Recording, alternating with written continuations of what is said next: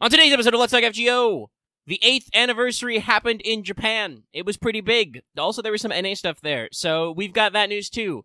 But we're going to be covering all of that and more. I know, you're very eager to hear us talk about the new anniversary servant. Well, you'll just have to sit tight and wait for that. I'm one of your hosts, Omega. With me, as always, is Lucky. And we're going to be heading into the library today, so put on your nerd glasses. Well, hello everyone. I hope you're enjoying Fate Grand Order, aka the Queen of Summer. And while we here at Studio Mega like to bring you the latest FGO-related news and memes, we will be talking about current and future events for both the JP and EM version of the game. So anyone not wanting spoilers should prepare your magic circuits. Yes, a great many things to be there. Well, let's just keep flowing on into it because do have some decently sized scalograms today. So I'd like to remind you at this point of the episode that this episode is brought to you by our patrons, like Adam Hart, Black as Doji, Call Me Zed, Carlos, Dragon, Ferris, Fight Bird, Jeremy Vasquez, JDV 9000, Justin Fay, John Sandoval, Chris Starlight, Legendary Boss Hunter, Liam Kessler, Reezy Raptor, Rise of Kenji, Rogue Robin, Trevor, Sean Pryor, some guy named Bob, and Varian the Crow, and many others. If you like what we do want to see some more, consider supporting us on Patreon. You get access to us early on some other goodies, where it helps us out. Everything's all fired up and stuff. All right, okay. We're going in. Zooming. Well, yeah, we're zooming now because, actually, I think most of our patrons didn't have too many problems. There was apparently an error where they changed where they were doing payment processing out of, so if you were a patron and are not currently a patron, maybe you got a fraudulent credit card charge, double check, but I think everybody who was there was still good. But yes, make sure to check on your end if you cannot get access to your normal patron benefits, because there was a little bit of an oopsie earlier in the week. It seems resolved for now. But yeah, we're slightly zooming now because we're going to hella not zoom later. There's a lot to talk about, which is good. We knew it would happen. So, that means it's time for Wake the Fuck Up 7 regular server pro tips. Senpai, 起きてください. The pro tip, this is simple. August items are shells, seeds, and fantasy scales. I think I may have had some other ideas for some pro tips in here, but I don't, because I'm fucking illin' today. Illin. I'm gooping. Oh, and my fucking right shoulder's still stiff. I do need to look into getting a different chair also. Slightly higher. I actually don't goop regularly, but I have been sleeping like shit lately, so I've been a little goopier than normal. Well, you know, there's a whole 6 days between every show. But, alright. So, that was pro tips. Very simple, straightforward. Cash in your items now. I still need the fantasy scales.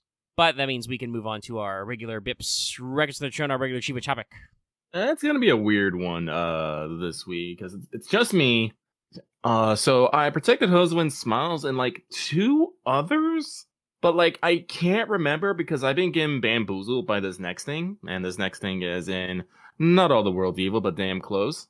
And which I'm starting to forget my like semi-blasé attitude like towards farming and grinding, as I am trying to level more servants, and I'm just running into, like, roadblock after roadblock of just not having enough. Like, I was leveling Herc. I remember this. I did not have crystals. I started leveling, who did I start leveling next? It was a Saber. I remember this. I don't remember who. But I didn't have pieces. It was Lancelot. Was it Lancelot? It might have been Lancelot. And I just ran out of pieces. I'm just like, oh. Yeah, there's a few of those things inside the Nerofest farm, but obviously that means you need to get currency. And you know. I'm pretty sure the 90 plus nodes are new. Like I know that they're a brand new because the fucking last 90 plus node, currently we're on the middle one at the time of recording the show, involved fucking Ibuki Doji. So yeah, they're new. So like they've done some things. Honestly, pretty easily. You use a lot of pieces at a time, and it's not like you get more pieces. Like, not skill gems here, but statues. Yeah, you level up a servant, you use like 20 of them. If you never get more back, you have to physically buy them in stores. What do you think, Lucky does daily farming for mats? I do not. Who does that? It's crazy. I mean, I will say your ratio of getting pieces, you know, silver statues, should be okay if you do low AP on dailies. But yeah, it's out there. I might have, like I said, well, this is what I'm talking about. I'm regretting my blasé attitude. Like, man, even if it's just like low level stuff, I should just be grinding more. Now that I have embraced like FGA, Fate Grand Automata or Automata, however you want to pronounce it, it's like I could just be setting up just, mindless farming and do other things. Could help you on that daily grind. Yeah. But yeah, you know, you need the fucking currency for the getting out of the stores. And also, it's been. I'm trying to think. Listen, we've had a slow couple of months, like in terms of like grindable content. Most of the time I spent on the half AP was like either for 5-star EXPs because you need those, or on QP. The lotto's gonna let me and you get ahead on skill gems, I'm sure. Yeah, and it's also pretty good for QP. But it's not universal to mats, and it's not doesn't do anything for pieces. You got to do that for the currency. So there's a lot of up and downs there. Yeah, for once in my life, I am not. Well, I should say I'm not immediately concerned with QP, as I have over 500 million. I have over 500. No, actually, I have 555 million. I'm running at 555, baby. That's pretty good. That's way better than me. I'm only like, well, actually, okay. Last I looked, I was at 80 million. But since then, I'm pretty sure I opened, like I had a full like 500 or something petals after a gold apple, and I spent them all. So I've opened like a box and a half. I mean, listen, some stuff can carry you pretty far, but yeah, like I didn't run out of blue saber gems for a long time. Thanks, Moon Festival. By the way, in case you couldn't tell, I'm not on this list because I don't fucking have anything. I think I finished leveling my Ozymandias from like 85 to 80. I literally am like burning all silver EXPs out of this lotto because I don't have anywhere to fucking put them right now. I'll probably bank some of them in my second archive for summer and Prage. But yeah, farming through stuff. By the way, if anybody's curious, I am at box 12, I think. Where am I right now? Maybe 13? It gets a little blurry once you actually get to the open 100 slots at a time. It truly goes by a lot faster. But we'll talk more about... Okay, I've opened 20 boxes, and I probably have like 5 to 10 to do today. That's nice. Okay. You're good. You're keeping on. See, you're doing better at boxes, but even if you aren't doing as gigantic galaxy brain on the strats. Well, I was fortunate. We can talk about. We'll talk strategies later, probably in free talk or something, because there's some funny stuff going on. Well, we can tell you about how we're doing on CQs and stuff. Mm-hmm. But we do want to talk about, did you finish your master missions as well? That is a regular item we got here. Spoilers, yes, you probably did. Are you playing FGO and are you farming the lotto? Yes, you've done them, because it's defeat 15 wild beast type enemies, defeat 15 humanoid enemies, defeat 5 super giant enemies, then 3 knight class servants, that's Saber, Archer, Lancer, defeat 3 cavalry class servants, that's Rider, Caster, Assassin, Berserker, and then complete 5 quests. Literally do the event. You will do all of these. Trust me. But that means it's time to move on to Skelograms. Yeah, I hope you're all ready for this. Yeah, starting with the big fucking one, which is Fate Grand Order 8th Anniversary. Started officially the 30th. The event is going on until the 9th of August. It is the big one. We'll probably pepper in some stream stuff here and there, but overall, I want to say, I think Aniplex and Lysenko went pretty ham with the FGO Fest. Oh, yeah. Like, they had multiple stages, multiple streams. They had a fuck ton of merch and stuff. Lots of interactives if you were there in person. NA technically had, I would say, like, basically 2 exclusive streams, basically. Mm-hmm. And so, we might as well talk about those now, because people are going to be chomping at the bit. The internet has been a Twitter about this. We can say that now, because the verb is no longer to tweet. That's a joke, by the way. It is. I will still say tweet, retweet, quote tweet. I'm not going to say any of that other stuff. That's really boring and unmemorable. Remember the blue bird. But yeah, so we got a little bit of an intro with Albert and stuff, but then we got a NA staffer exclusive stream where they talked a lot about just going to the festival and what kind of merch they got there, what they saw, some of which will be available in the US or maybe available later, and, just generally talk about their own experiences and stuff going there. I don't think people were super negative on this part, but I think some people were a little down. Personally, I don't mind. I think this was actually like a really good stream for NA. We got to see, some of the staffers behind the camera and stuff. And also, hey, if you are part of the English-speaking server, you were probably not in a position to go to the festival located in Japan. So, yeah, this was a good, actually, like, I think a good opportunity to look at all that stuff, especially later, funnily enough, when the main big FGO stream did happen. They did have a little merch corner, which, those of us who were following along with NA already saw this stuff in English as well, so I think that was nice. The second stream they did, I don't hate it, but I mean, I don't want to say that, like, Aniplex overhyped it, but maybe, like, over-explained it? There were definitely, I think, expectations from the watching audience when they said that they would be doing commentary over the JP stream. That didn't really happen. I mean, we did get to play along with the games, which was very funny. I enjoyed it.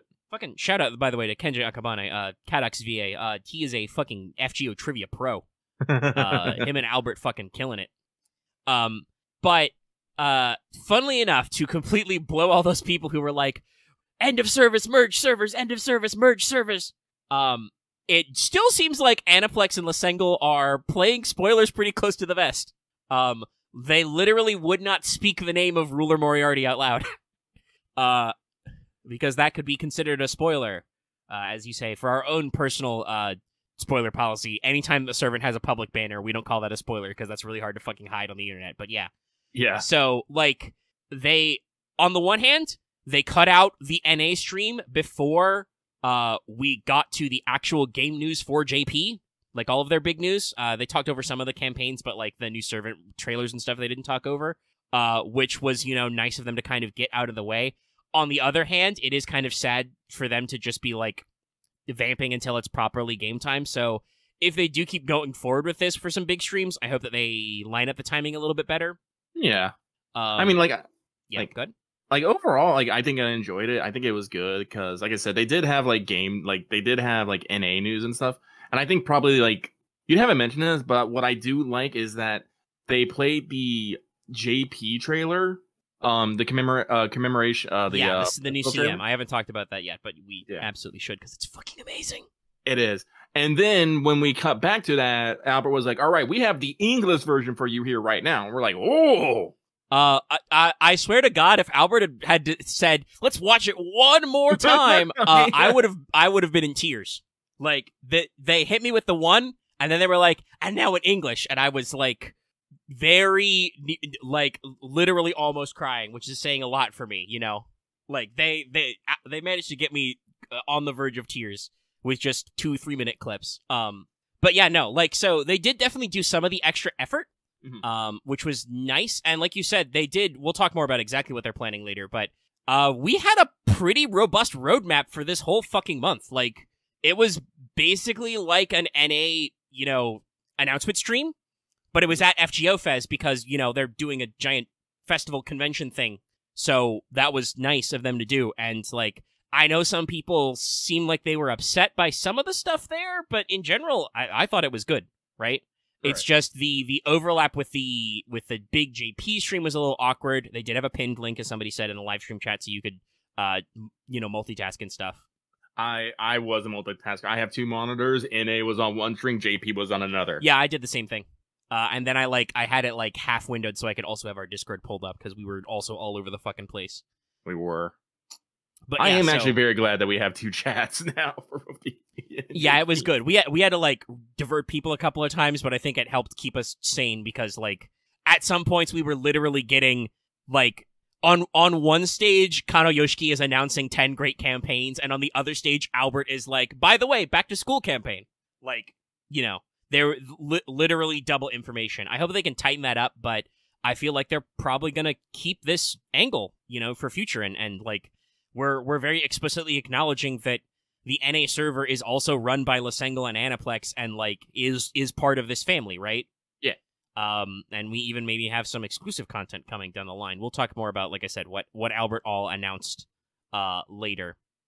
But yeah, before we actually get into the anniversary, every year I feel like they knock it out of the park with a new anniversary CM, new special trailer. Mm-hmm. I do not know how they will top this one. First of all, if you haven't seen the new one, the full Beyond the Tale Memorial movie, how dare you? First of all, how dare you? Second of all, stop this video right now. Go look it up. Watch it in Japanese and then watch it in English and then come back to me. Thank you, Anna Hobe. Thank you very much. Yes, no, amazing work. And then I'm pretty sure, by the way, also the full version of the song is on YouTube as well, like the YouTube music and stuff. So yeah, that's neat. If you want to just listen. Only the Japanese version so far, but I'm sure the English version exists and will be somewhere. But yeah, no, this was, it was Cloverworks who did this one, right? Yes. Yeah. And they've had, like, interviews with the main animation staff. Considering, like I said, it's only I think 3.5 minutes of animation. They did have a lot of people working on it, and it's really beautiful. Funnily enough, they have been kind of setting this up for the whole year because, and I see now why we in English were getting those Beyond the Tale trailers, because it's all a lead up to this moment. But damn, it's first of all, every frame of painting, Literally. Yes, no, all the screenshots, and it was, funnily enough, the CM was actually leaked on an FGO Taiwan Twitter. Like about half a day beforehand, so some people got to see it, but that quickly got taken down. But obviously, we still didn't know about the English version. But it's really good. It shows a lot of, honestly, a lot of classic servants, kind of going through their heroic lives. Obviously, Artoria is a major player, but they also picked some good deep cuts here.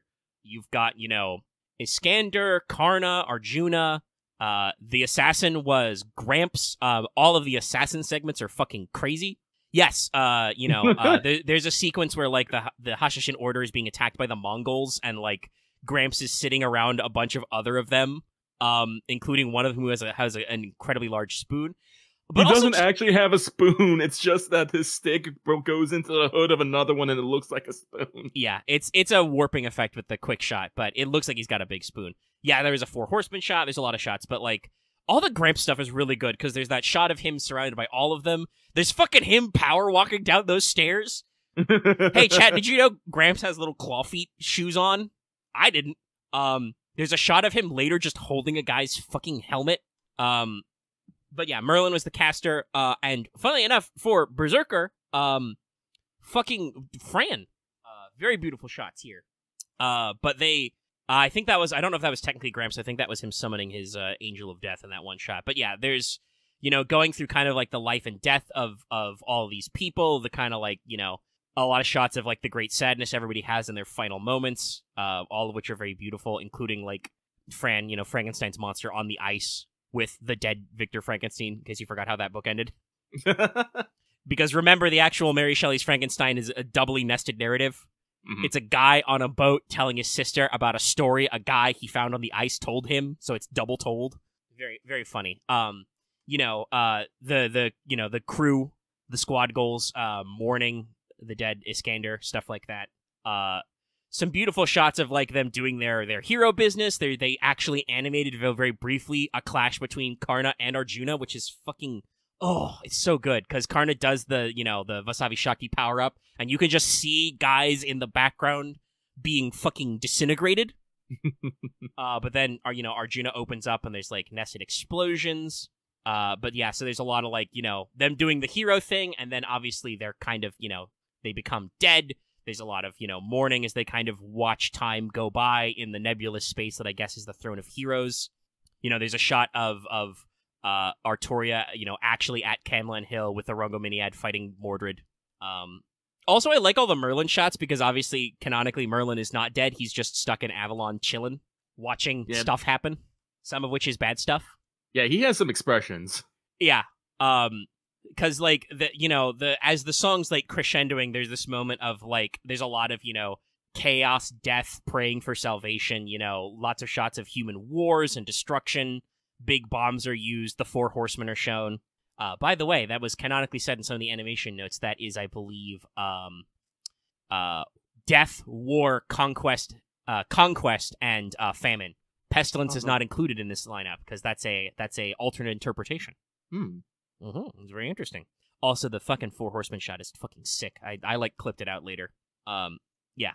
The one ticket for Barbie Merlin versus the one ticket for Oppenheimer as Merlin is watching humans fucking eradicate themselves. But there's that beautiful continuity shot of Artoria looking back at herself, right? Mm-hmm. There's an exploded castle behind her, and there's this moment in the actual song, because I've listened to the full thing. There is a little bit of a cut here, but it's not as long as it is in the animation. But there's a moment where the music just fucking cuts. Yeah, that's the part, by the way, where I nearly cried. That just perfect moment of silence, and just a hand reaches up with a little star, representing obviously supposed to be representing kind of the summoning of the heroic spirit. Mm-hmm. And then we just do a complete flip, right? Artoria grips the hand, and then it's just montages of the summoning. I'm tearing up just thinking about it. Yeah. Artoria, smile on her face, by the way, flying through the air.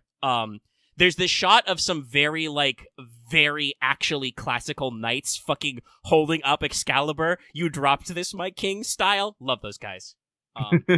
Beautiful shot. The castle is reforming. There's all these shots of the stars flying through the sky, some of which are servants. Aresh is in there for a brief forward shot. There's a montage shot of a lot of servants, which is really, really great because, Musashi's in there, Nobu's in there, all kinds of characters.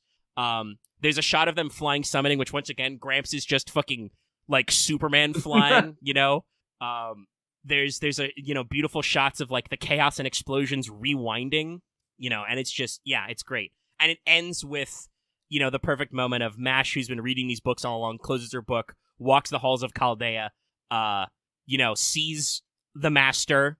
Yeah, Iskander powering up the stairs that are reforming, laughing all the while. Oh, it's good. Karna and Arjuna are flying together, because they've kind of gotten over their differences in death, sort of a thing. But then the final shot is, Mash approaches the master. We see her reflected in her glasses, and then just the master holds out their hand, right? And then it just cuts.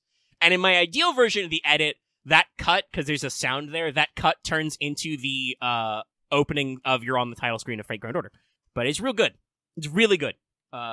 Truly, actually, chat, remind me, have we figured out the version of the Heavens funding and unlimited budget works for FGO yet? Have we figured that out? I ask this question a lot. It's Oh, that's right. We forgot. I'm wanting to get it right now, but we also have John and John Alter in here. Yeah, as well. Jolter is also there. That's right, because they did an adventure one. Also, by the way, beautiful animation detail on John and Jolter. Obviously all of this is very beautiful. I've literally said, every frame of painting, but some of those shots of the detail in Jean's eyes and stuff is damn. But yeah, no. And like I said, there's a lot of historical shots. You get to see several shots of just the Knights of the Round, palling around. There's Iskander, wandering the fields. This is actually a thing I actually have to remember from my lore. You may see a dark-skinned, light-haired guy. I am actually pretty sure that is supposed to be Emiya. The guy who looks like Waver in the Iona Hederoi has been canonically identified as a different guy, but I am pretty sure that Nasu has said that at some point, Counter Guardian Emiya was part of Iskander's crew.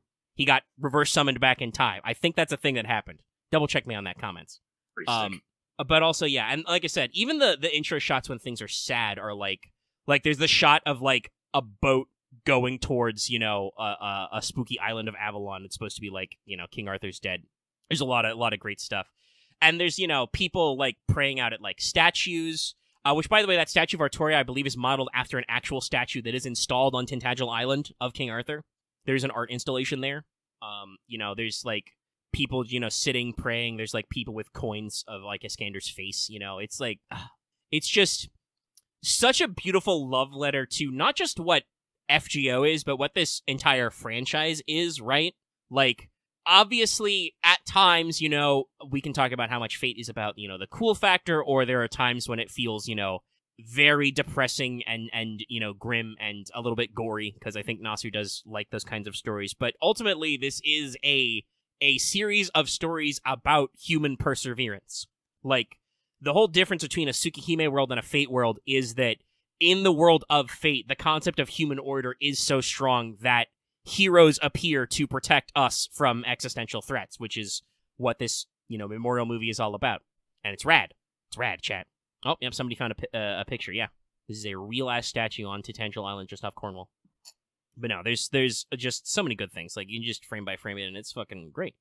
And like I said, I know they have had so many of these brilliant CMs over the years, right? Right. I don't know.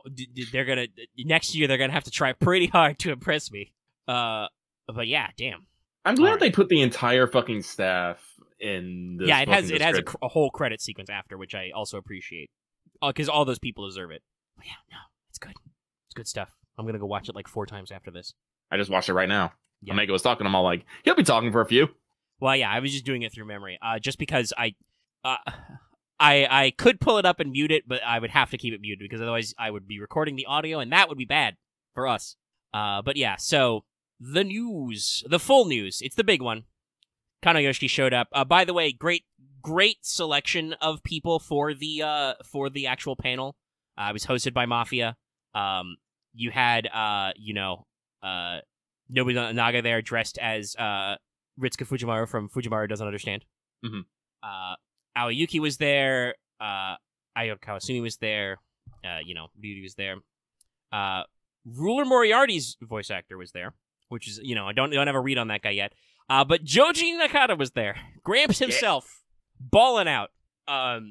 Continue with this, showing off how he's such a cool guy, because he was right there on Nissan when they were talking about giving out awards. He was just like, yes, I need these. Yeah. But yeah, so it was a wonderful lineup, and obviously Kano Yoshiki Nissan himself showed up to deliver us the many, many good things. So first of all, there's a big login campaign. Log in for all these days to get a shitload of stuff. Yes, Nobu had his actual thing taken away because everybody was in kimonos and for the theming. So there's a permanent update being added to the game. This is one of those things I suspect we might get early, but every Saint Court summon in JP will now give you mana prisms. One summon is 5 MP. If you do a full 10 spin, it's 50 MP. If you get the 11th, I don't think that counts for the full bonus. But it's increasing your mana prism economy through rolling, which is nice. Obviously, nice, I feel like I'm running out of things to spend mana prisms on. Well, Lucky, don't worry, that's lower in the news order. Well, we're gonna add some things back. The first in the order, and this was a big humdinger, the Destiny Order summon. Oh God. So this is a 30 paid Saint Court summon. When you choose this option, you are given 9 slots to fill, with 7 main classes, extra 1 and extra 2. You must fill all slots before you can proceed. Extra 1 is the Ruler, Avenger, Moon Cancer triangle. Extra 2 is Alter Ego, Foreigner. I didn't finish writing it, but it's Pretender and Beast. So it's that set. This is a full 11 pull. One of the 9 servants you've selected is guaranteed. But if I'm understanding the notes correctly, the remaining slots cannot contain your selected 8 servants. You only get 1 out of the pull. Ooh. But, and there's no, limited or story-locked servants, I think, in the general pool. For 5 stars. For 3 and 4 stars, your selection can include any limited or story-locked servants. So, you are guaranteed 1 of your pick of the 9. You can roll additional SSRs, though they will be randomized. And also so are your 3 and 4 star pulls, but they will include any possible limited or story-locked servants. Ash is not summonable in any way. Slight spoilers for later, but just to clarify, she's not in this. We also still have the Lucky Bag summon. Still the 15 paid Saint Courts. It's broken up by male/female classes and release window. It's a little weird because there's only 9 of them, 10, 12 of them or something.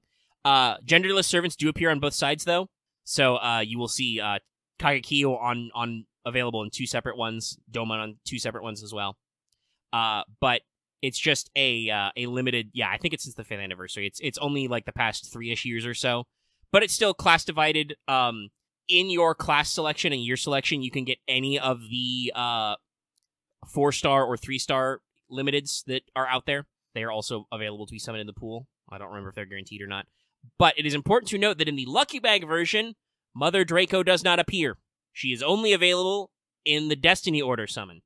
No real clarity on why this is. Because Tiamat's in both. I don't know if it's because she's really, really strong and they don't want to spread her out, or maybe it's because they didn't want to figure out where the fuck Beast goes in every single wombo combo, because it's weird. But I think it's the latter. Yeah. Excuse me. Yes, Draco is really strong and she's the only beast. So I think they you still have an opportunity to pull her. You can slot her in, but this may affect our future decisions because, like I said, Tiamat is available in both Destiny Order and Lucky Bag, but she's in the same slot as Mother Draco in Destiny Order, so you may have to weigh your options there. But yeah, so 2 options for GSSR does mean that you're going up to 45 total paid Saint Courts to do both, because both are one-time only. But you do now have basically 2 guaranteed SSRs, and if you do them in the proper order, you won't get a dupe. Because you can roll on your normal Lucky Bag for 15 and then be like, okay, I got what I got, here's my Destiny Order. Also, you don't, because, the whole campaign period lasts little over a week, 10 days. You have several days to pick. So we've got limited time master missions updated. There's some which are for 20 Saint Courts. They involve using specific servants. There is one for main story progress for a total of 30 Saint Courts and 30 million QP. And a limited time master mission to unlock one class score sign for 15 Saint Courts. We also have permanent master mission updates for story clearance, free quests, rank ups, interludes, and new ones for doing advanced quests and for improving your class score. So, spoilers, there's no super big quality of life update for this anniversary itself. I know that's got some people a little nettled. In general, though, they have rolled out several big quality of life and, like, power-up improvements earlier. I know the coin economy's still fucked. I'm not super happy about that either. We'll continue to see how that one goes. But for the moment, the actual, like, the class score and doing advanced quests for better drops and stuff, those have been coming out for a while, and now you are being encouraged to do them, so I also encourage you, if you're, one, when they happen in NA, to catch up on those, and also in JP now, because you get more Saint Courts that way. But we do got a few things. During this time period, you're looking at triple suck chance, half AP dailies and all dailies open, and half AP on Bleached Earth quests to get your class score grind on. Note that this is the actual the actual daily free quests that use the pods, not your Ordeal Call quests, because apparently Paper Moon has free quests. Neato. So, old event CEs have been placed in the Mana Prism shop permanently. This includes, these were mostly the ones you get from, like, total rewards. Let me go grab the list. But number one, this is really fucking good, because a lot of these CEs are classics, you know? They're stuff that I highly recommend, and some people just can't get at them. But now you can. So let me go ahead and run down the list. Let me see, which great campaign is this? Okay, yes. So, they have added 5 copies of Summertime Mistress, Golden Sumo, continue your memes, Divine Princess of the Storm, that's from Journey to the West, School of Chaldea, that one has Dr. Roman on it, so, Decapitating Bunny, that's a Pierce Invul CE, so that's great, Purely Bloom, and Moonlight Festival. So all of those have been added permanently to the Mana Prism shop forever, regardless of whether or not you already own a copy. So hey, do you need another Golden Sumo? Or perhaps a third? Now you can. These are all in there for the usual 5 limit, 1000 MP per limit. So yeah, this I think is why they're adding Mana Prisms on Summon, because they're adding a lot of stuff for you to get in there. Permanent half AP story up to Lost Belt 7, so not including Lost Belt 7, but it's there. And they got a Leyline Stone refresh if you're having trouble with story content. We've also got permanent storage upgrade! Woo! Woo! Another 100 for everything and more stuff in the MP shop. So yeah, that's good shit to just know that's going to keep going up. And now we've also gotten rank ups. There's going to be 14 of these. A little over half of them are out now. But let's run down the line, shall we? Because all of these are pretty good. Rank up the first. Saber Alter Mana Burst got an upgrade. It is now 3 times 3 turns. It gives her 10% battery on all Buster cards for those 3 turns. And also, she gets Pierce Invul for 3 turns, straight up. That's a little terrifying. Yeah, no. Technically, I think the translation they've settled on is, like, Mana Burst reverse scale. Like, it's supposed to be, like, you know, the Dragon Scale effect, or you took off her Ahoge. The first translation I saw of this was Mana Burst Wrath. I thought that was better. Yeah, no, I think that is a little better. Mana Burst Engi. But yeah, no, this is fucking great. I mean, and it's deserved, because remember that Saber Alter is a story-locked 4-star. So, she should be good. And she has to compete with Tamlin Gawain in this slot. And I think this does it. Because Gawain is like a pocket 5-star, basically. I think Saber Alter's up there now. 3 turns of piercing, guys. And 10% battery every Buster card. It's good. We also got, thank God, a fucking Taiga Jaguarman buff. She really needed this. Her Jaguar Punch, -3 turns cooldown. Yep. I don't know why it was so long in the first fucking place, but now it's 3 turns less all the way through. The amount of stars is doubled, so instead of it being 5 to 10, it is now 10 to 20. And it changes the battlefield to Forest for 3 turns, thank God, because she had several terrain-based buffs.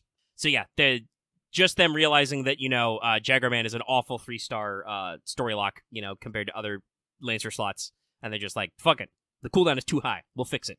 So, that's good to know. Bradamante's targeted battery has been upgraded, and now gives 10% more. It also gives herself 20 to 30% bonus damage versus Earth-type enemies, and 20 to 30% NP gain on herself. So, targetable battery effect better, and also makes her a little bit better at that. William Tell's arts buff has changed. This one's going to take a little bit of explaining. It's a little weird, but it's a good buff. So, first of all, it applies a marking debuff to all enemies with evasion, and a trap timed debuff, which applies the marking or marked debuff if they gain an evade for 3 turns. Basically, his NP now does the bonus damage. Before, normally it did the bonus damage if they had an evade, because it applies sure hit, so it always hits.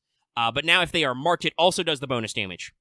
So this means that you can use it on enemies when they have an evade, if that evade is going to go away before you hit your NP turn. Or if you need to hit them multiple times, like if they have break bars. And it also applies if you need to use the arts buff, but you think they're going to gain an evade later. So, yeah. Basically, it just means that his bonus damage can stay up even if the enemies are working on there. Yes, it does not work on boxed, unremovable evades. But still, this is good to just, I think, make his damage a little more consistent, because, enemies don't always evade.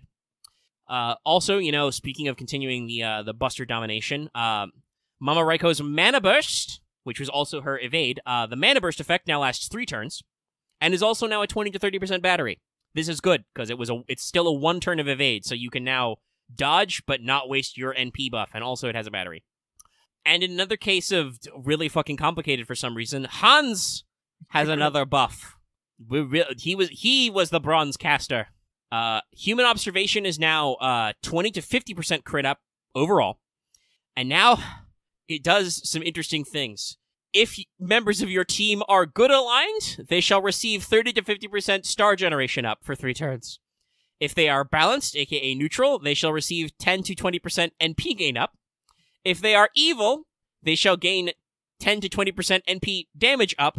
And if you are not any of those things, so if you are Bride, Madness, or Summer aligned, you get a further 10 to 20% critical damage up.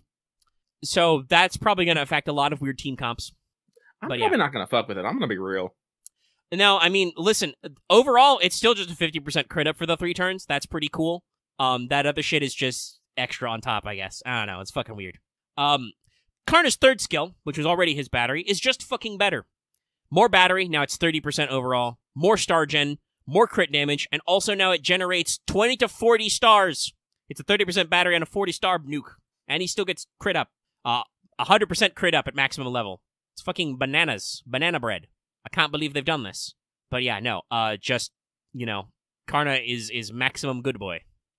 Yeah, we're talking crazy star buffs. Let me actually double check all the numbers. Yeah, so his star generation goes from 50 to 100%. His critical damage is 30 to 50% still. But yeah, by the way, this is on a 6-turn cooldown. That means you can indeed, if you're at max skill level, instantly reload with double Koyen and an Atlas Academy. So yeah, there's a lot of stupid shit happening there. Next up, Summer Okita's 3rd skill got buffed. It now is a 20 to 30% battery and gives her 20 to 30% NP gain for 3 turns. That's probably good, because her skill before was, I think, just her quick up. And yeah, it was just quick up and then her defense down.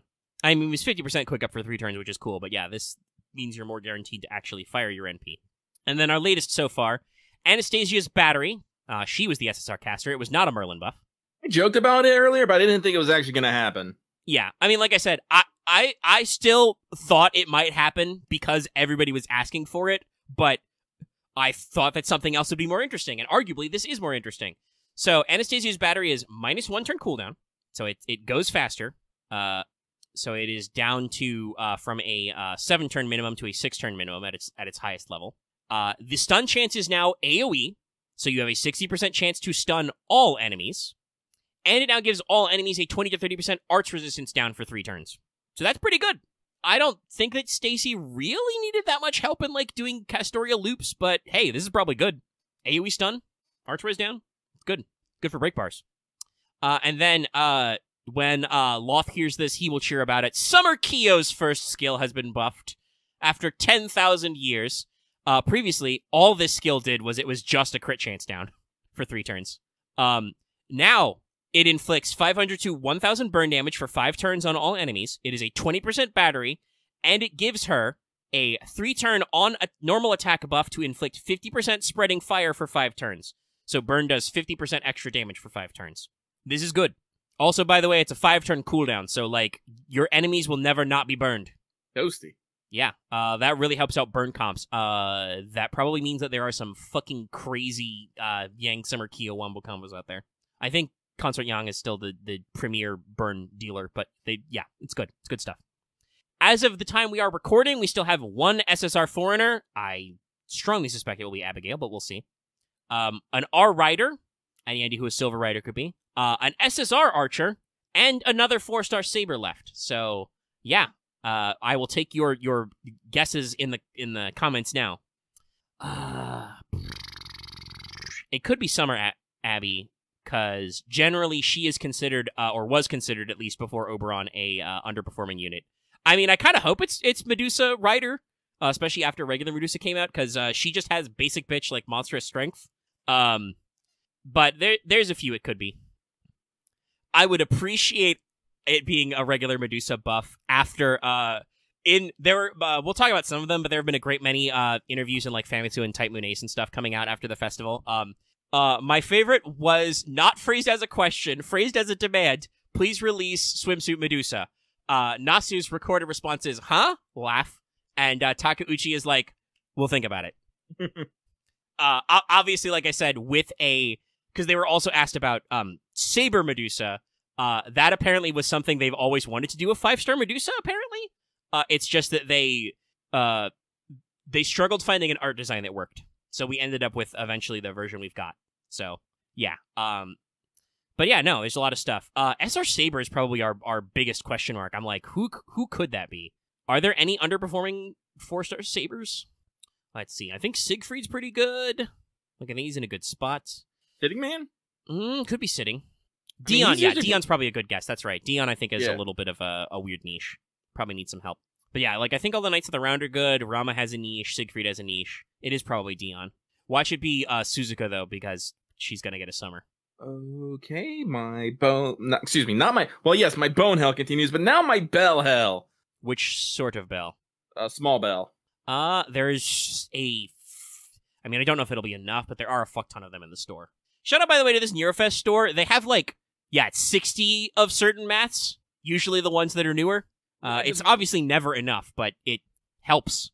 Yeah, it takes. Well, people are talking about their millicyanate strats. I'm like, all right, fine, I'll fucking level herb, and I'm like looking at. Oh, it, no, 70? the irony. It's like, oh. you need the small bells to do the strat, which gets you the most currency. Oof. But yeah. Also, we have some other updates as well. There were some new filters and stuff that are improved. We got a permanent update going forward. Whatever servants you put in your front line get 20% bond. Note that this is whoever's in your first 3 slots when you start the game. So it doesn't matter if you do order change. I assume they did it that way so that you can do stuff with like moving supports back and forward and so on. I don't think it's a perfect strat, but always extra bond is nice. It's the same thing that putting a mash in your back row gets, so it's good. There's extra MP inventory in the shop, and also another really cool update. Speaking of things you can buy with mana prisms, we have a very interesting case where they are releasing old normal mana prism CEs, right? You all know the ones. Lunchtime, tea time, all that other fun stuff.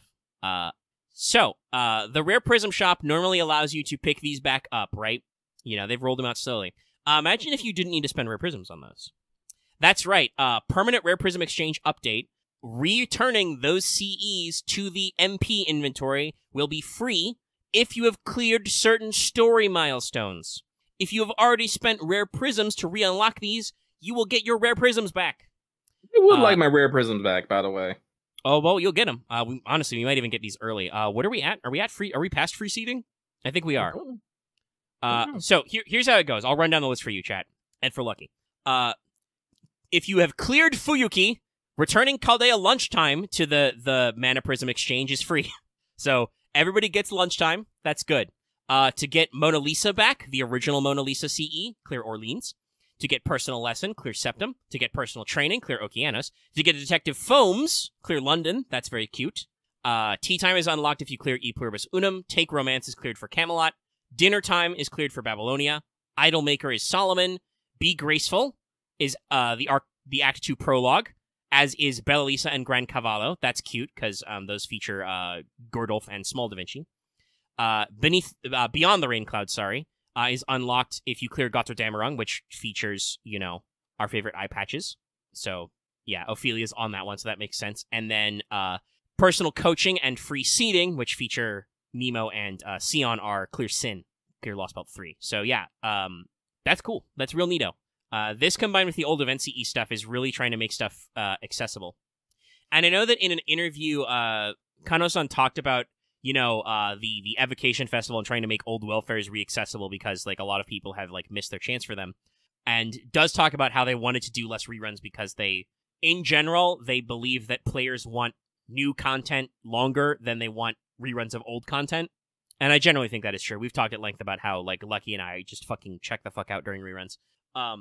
But I don't know if it's on a technical level or what, but it does sound like they are trying to implement ways to get the old event stories back.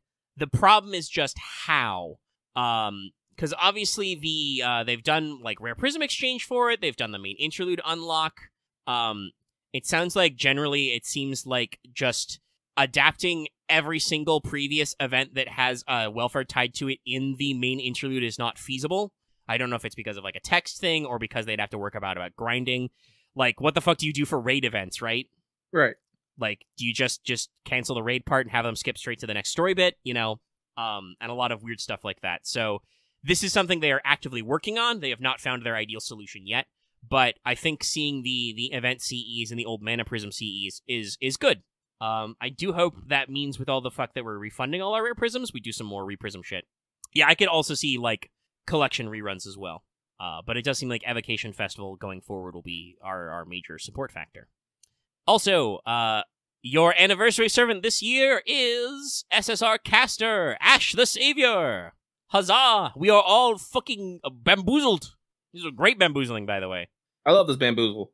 Yeah, this was good. Because they start playing her NP theme, which is very obviously, they played Morgan's theme, and you're like, huh? What? And then you see her in her Ash the Savior format, and you're like, what? And they got us good. They even showed 2 versions of her NP theme because we'll talk about it later, but this is also secretly Swimsuit Morgan. Listen, it is. It's like, we were right. They did bring out Summer Morgan, just not in the slot we were thinking. Yeah, they've done a great work. I have all the Ditos later, so we'll talk about that after Mailbag in the free talk. But yeah, fun times. Great work here by the squad. There are also some new CEs featuring some of your favorite and not so favorite cryptors.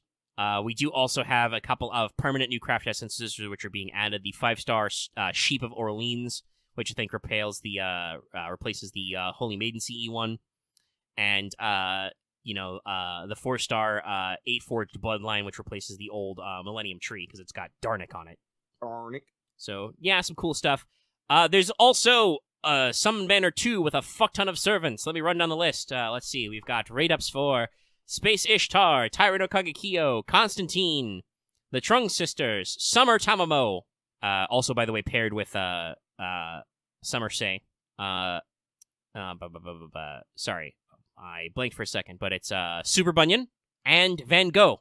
So these are all running for like 4 days. They are paired with appropriate SRs. For instance, Tyra is paired with Summer Ushi, etc.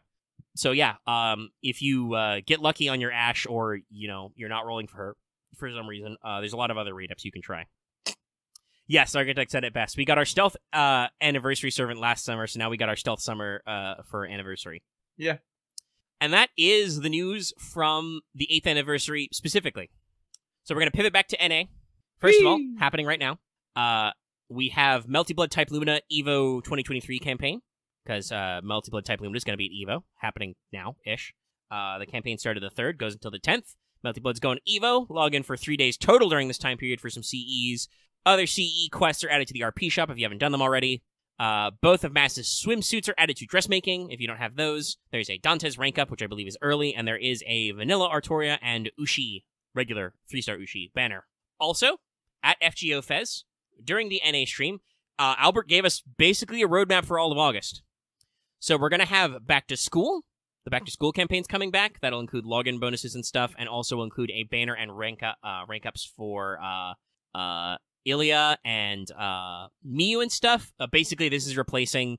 There was a movie release campaign for the last Prisma thing, last Prisma anime movie, a couple years ago. So this is replacing that. We're also getting some stuff early. Double check me on this chat, but I'm pretty sure he also mentioned the hunting quests are coming. Pretty sure that was outlined. If I had to guess, I'm going to say those are probably going to happen concurrent with Back to School, because I think Back to School is just going to be logging in and doing rank ups. Also, they pre-announced Summer. They said Summer is coming this month. No exact details on when in August, but I believe he said it would indeed be August. Basically, my personal guess is Neurofest is going to end. We're going to get Back to School and Hunting Quest. Then we're going to get the Summer. We might get a little bit of dead week time with the Summer pre-release campaign, because there will be some banners there. But also, he did specifically say that there is a question mark. Something is coming after Summer, which will be NA specific, but they are not ready to give details yet on. I know this nettled a lot of people, because it is kind of an announcement for an announcement, but this is shit that's not happening for like another month, so, or most of the month period. So I think it kind of makes sense to hold some stuff in close to their chest a little bit. But yeah, so we have more stuff coming. We have, plenty of outline for all of our other things, No, I believe the question mark was listed physically last after all that stuff. I think he said it was after everything else there would be one more thing. I'm not exactly sure. No offense to Albert, because I know this from doing our own shows and stuff. The poor man was fucking dead by the time they finished the stream. Like, you could hear his voice dying, and he even, apologized for it, but I'm sure he was yelling at the convention all day, and then also, was doing speaking engagements and streams and shit. So, yeah. He was running a little low on juice there, so I don't remember exactly what he said when, but we have a roadmap, some stuff is coming. But also, he's probably, Also, he might have gone outside.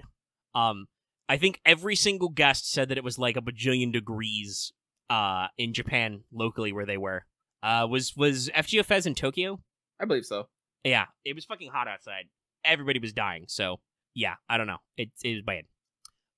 But we have one more bit of JP news, because it was also announced and teased that what our new summer event is. Obviously, at Staff Talk, they showed off some of the servants, including our most hilarious shot of all time. I called it. I said on our show before the Staff Talk aired, wouldn't it be funny if Summer Castoria? Hey, guess what happened? I think we actually mentioned that it'd be pretty cool if it was Summer Castoria and the Tamlin. So I think we're actually pretty on that. Yeah, we're pretty good. We're doing good jobs. I mean, basically, we did soft predict this. We were wondering if there would be, because of the fucking synergy, if it would be an LB6 themed summer, and it is. But it's not just that, chat. That's right. Servant Summer Festival 2023. It's back, baby. Actually, the convention took like 4 years off, but we're coming back. I think it's like 5. Actually, it's interesting. Talking about all the interviews and stuff. People were talking about their favorite events and whatnot. And I remember this. Number 1, Lilum Harlot. We haven't got it yet, but it's there. Number 2 was Seraph, the CCC event. There was a couple more, but I believe like 4 or 5 was actually Summer 3, the Servant Fez summer. That one apparently is like people's favorite summer. So I'm actually really glad that we're actually coming back to this premise. Yeah, I think that was, so most summers are good. But some have been complicated, like the very first summer dragged in the back half, Yeah.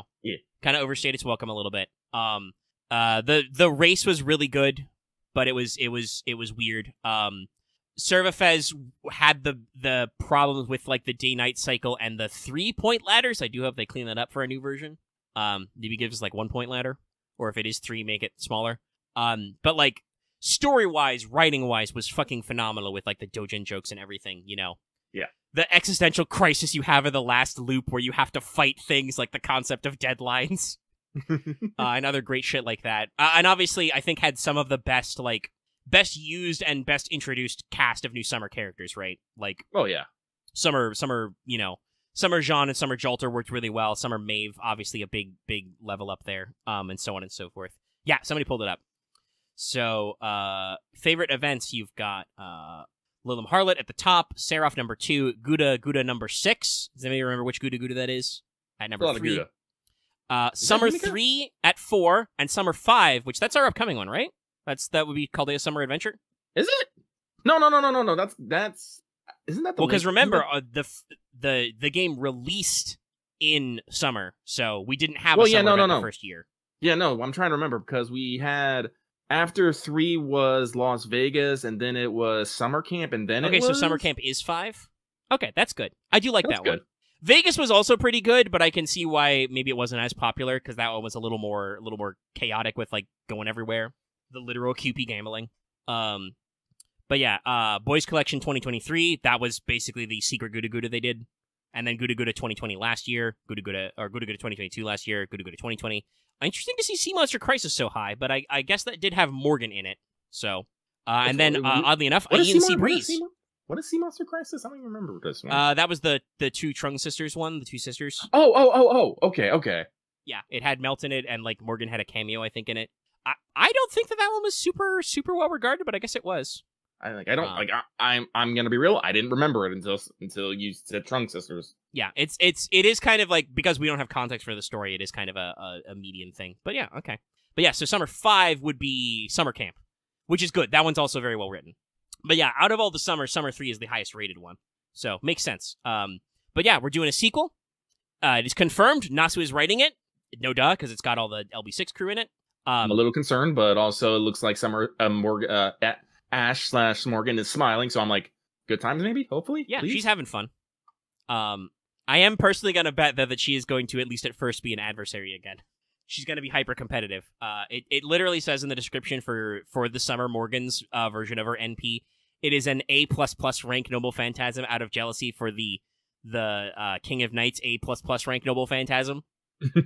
And she has decreased her other parameters in order to artificially rank up her Noble Phantasm. So we may see some of that.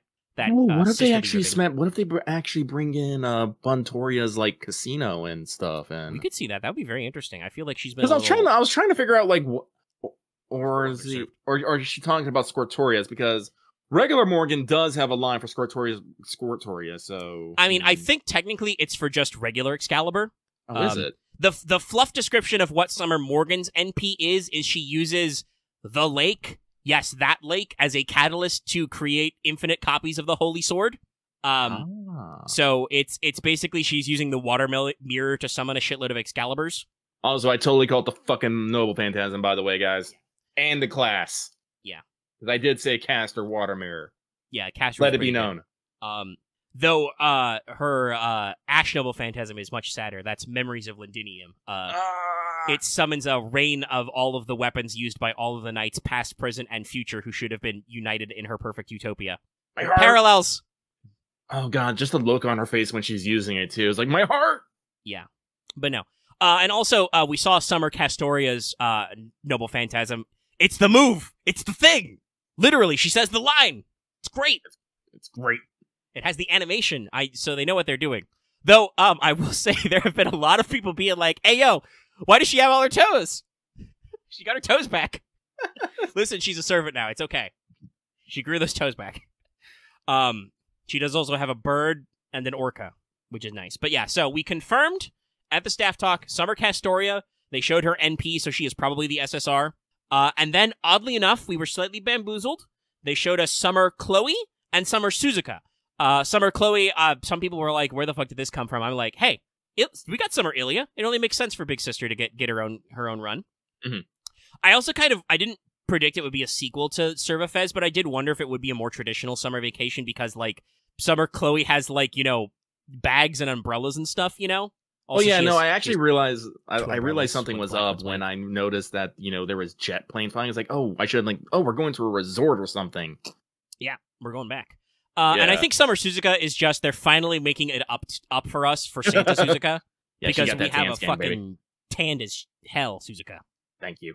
Bless. Great. Hashtag blessed. But your wallet is not safe. It is not. Because they showed silhouettes of the next ones, and even the wiki is like, yeah, it's the summer timeline. It's Barghest, it's Melusine, and it is fucking Baoban Shi wearing a fucking Karanos cosplay. I'm excited for this. She is wearing the big fluffy coat. So yeah, we're in fucking danger. But Barghest has a ponytail. The design seems very similar to some CEs we've seen and some fan art. She also has a fucking gun. Yeah. Melusine looks like she has little wings, little winglets. I'm hoping we go in maybe a MHXX and Summer Okita direction for Melusine. Also, yeah, she has a little devil tail, but yeah. People are like curious, but the silhouette that is most ambiguous is Baban's. That said, it's very clearly her because Well, like, if it nothing else, it's the big C hoodie. Who else? yeah. Like here, let me grab the silhouettes. I will copy them. So like here's what it is. So reasons why it's Babanshi, why it's Tamlin Tristan. Reason number 1, giant heels. Reason number 2, she is very clearly wearing the Karanos antlers and fluffy, surrounder. Reason number 3, it's her fucking fetch fail not hammer, but big, as somebody said. Mm-hmm. So yeah, no, it's her. It is interesting though. She appears to be wearing her giant heels. I think Melusine is either barefoot or like wearing sandals, and I think that Bargist is wearing boots or sneaks. I think probably sneaks. Actually, the more I look at it. So, I think sneaks because you don't see him on the calf line. Aesthetics. Yes, there's a lot of stuff going on here, but yeah, no, it's absolutely Babanshi. Don't you fucking lie to me. Who else would be doing the Big C cosplay? This gives me hope. I'm hoping that we get a Big C summer. I just want to see Big Fluff in like shades and a Hawaiian shirt. That is a very popular boss fight, so I wouldn't mind if we saw him. That said, I also I would love to meet him and have him not be mad. Yeah, for real. Listen, that's canon. He was just chilling in the waves until those fairies decided to fucking murder him. So what? he can hang out in the ocean. Remember? He was just chilling in the waves, sheltering them. He's in the ocean. I'm hoping. Who knows? Who knows? Maybe. Also, fun fact. We'll talk again about Ash, but her final skill is called Last Resort. It's a pun. It's literally described in her profile translation as resort, as in a hotel. So, yeah, Morgan's gonna have a hotel. It's gonna show up. But that's not all. We have costumes. We have confirmed 4 costumes. I'm done. So, obviously, this was already shown at the staff talk, but they showed it again. We are finally getting, because it is the Sabafez sequel, the Summer Knights of the Round. It's the boys. It does look like they've gotten some slight touch-ups. Yes. Yeah, Gawain and Lancelot have been redrawn a little bit, and Tristan's costume looks basically the same, but now he has some fucking chickens. Some murder chickens. Also, he has 2 sets of goggles, which is very funny because his eyes are still closed. It's very Tristan. But also, they showed off one more baby, which also means, by the way, I said there would be an Oberon banner this year in JP. It's coming, because our final costume is Oberon, Refreshing Summer Prince. It is exactly what you would expect. He's just in a giant baggy hoodie and swim trunks, and wearing the ugliest ass fucking sandals. And he's got a fucking Kingdom Hearts sea salt ice cream. And yeah, he's just here. Hey, it's me. I'm Oberon. I'm chilling. A lot of people predicting there will be an edgy second costume, but yeah, his normal costume is exactly what I would have hoped for a summer Oberon. Just him being a little nerd, little dork. But yeah, so 4 costumes confirmed, at least. By the way, no sign of a welfare yet, for sure. We've seen what looks like 2 banners, and Morgan is the anniversary servant, so there's at least 1 more summer in here, probably. Unless for some reason they decide not to do a welfare, but I cannot imagine they will do that. It's a tradition. Yeah, they might be cutting back on welfares and others, but I can't imagine going without a summer welfare. Oh my god. I hope it's Summer Habitat. Let's see. Is Habitat a bonus? I don't think so. Where's the writers in this comp? No. Our event bonus servants, though, is basically everybody who has ever been a summer, and also our new costumes. And Ash is in this lineup, so it's neato. I love how such a solid fucking block, by the way, all summers past and present are. I don't know if it'll be Summer Habitron. Habitron is already a free 4-star. I don't know if they necessarily would double up on that. That also means they would have to give her different ascensions. Yeah. It'd be cute, but, I mean, I hope she's present. I hope she's present. And like I said, maybe they no, they probably wouldn't give her a summer costume. Probably not. I'm just thinking about it, but yes. I mean, if we got Carol, I would not mind. Coral? Yeah, Coral, that'd be cute. But here's the full bonus servant list. Huge. Yeah, it's big. It's everybody in there. But yeah, no, you can refresh yourself if you're thinking, oh, those people, where did they come from? I mean, I'm just overjoyed. I know it won't be exactly the same, but we already have Summer Gareth and Summer Maeve. I know it won't be the same, but it'll be cool. Man, who would be the summer welfare? Shit. No, the more I'm thinking about it, the more I'm like, I don't know. Unless it's somehow Summer Percival, but they would just give him a costume. Like, is there anybody we're missing from the Lost Belt Slam-a-Jam? Honestly, Summer Percival ain't a bad idea. No, it's not awful, but I'm trying to think. Is there anybody? I mean, it's obviously not exclusive to Lost Belt 6. Oh, it's not, but like I like the LB6 vibes are super hard, so I'm like, Yeah, I don't know. we do got a Summer Suzuka. Look, give me a Summer Tomacat. Actually, or a Summer Koyon, actually. That could be interesting as fuck, too. We might be holding on to that one for a while, but yeah, that's what a lot of people were thinking, I think, before the theme. Listen, if you're going to be like that, you have to use the proper emote. I have added this for a reason. I have unlocked the strategic copium reserves in our Discord server. I do feel like a fucking resort, summer resort would be Korean Sky's time to shine, though. Yeah. I mean, if they fucking did her as the free 4-star, that would be rad. That would be rad. I mean, I'm also, I'm huffing copium that it's Welfare Summer Aresh. I know a lot of people are like, oh, she got her dark skin costume with LB7. It's not going to happen. But I'm like, I really wanted to, though. We did remember her for the CM. She got a new fucking CE. This is why I keep coping on Summer Aresh. It's because we haven't forgotten about Aresh, right? Like, we keep showing her. She keeps being in stuff. But, you know, we're holding out. I am reasonably certain because, as I said before, because 5-star Medusa just came out, it will not be Summer Medusa this year. Oh, he's a fucking Aresh copium. Oh my god. No! Don't do this to me! Ugh. Pain, Pecco. Poor. I mean, listen, we still don't have her costume where she wears her little hood. I mean, I think the dark-skinned Aresh one is better, but yeah. We'll see what happens.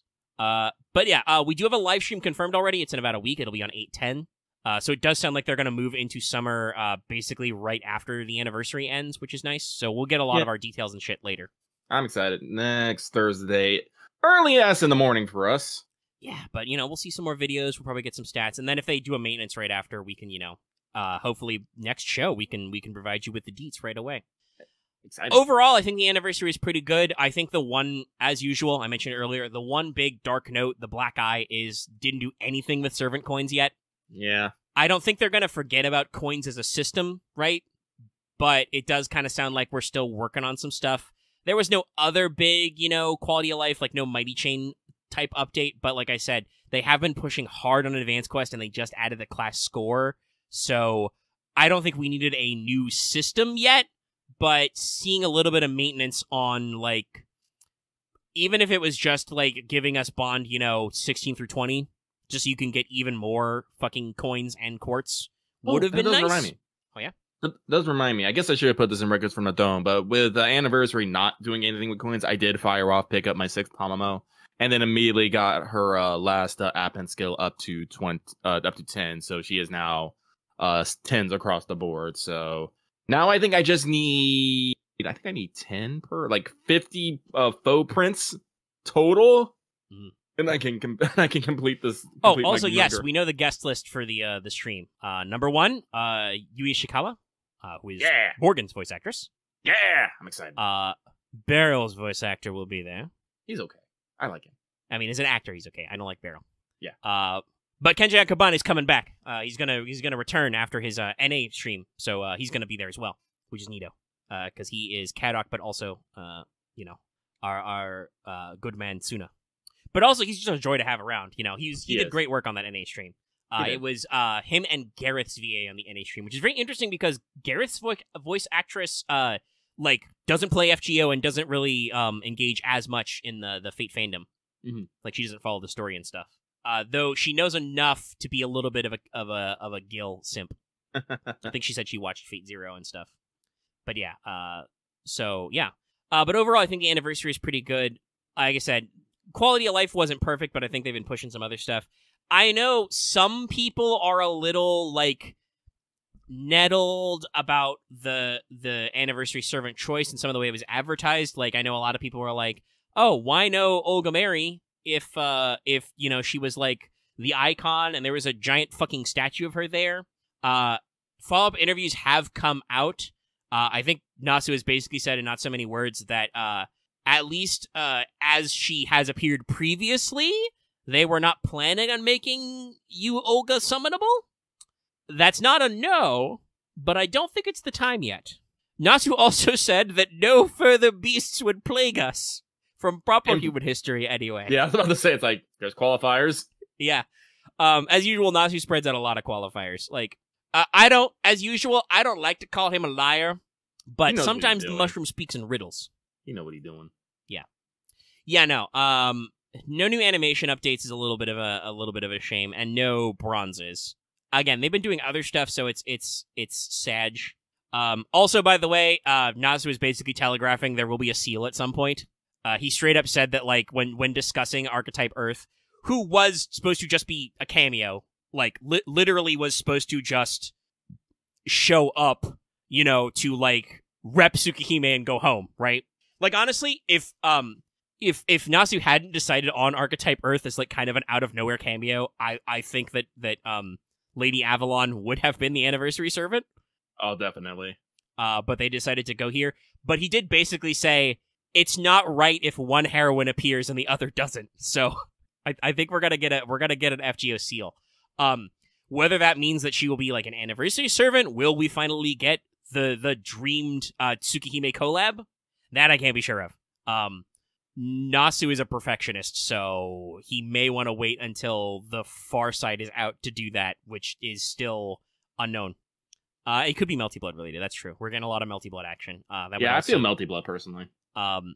Yeah, I mean, I feel like the problem is, as usual, we've got 3 strong candidates. It could be Strange Fake, because Strange Fake was announced. And by the way, they talked about what characters are in demand. The Strange Fake boys are very high on that list.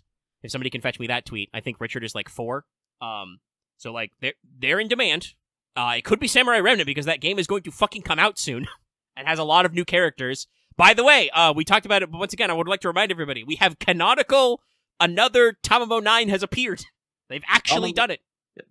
Tamamo Aria. Yes, I'm she will be a writer, because they did reveal that there will be 7 main servants and 7 rogue servants.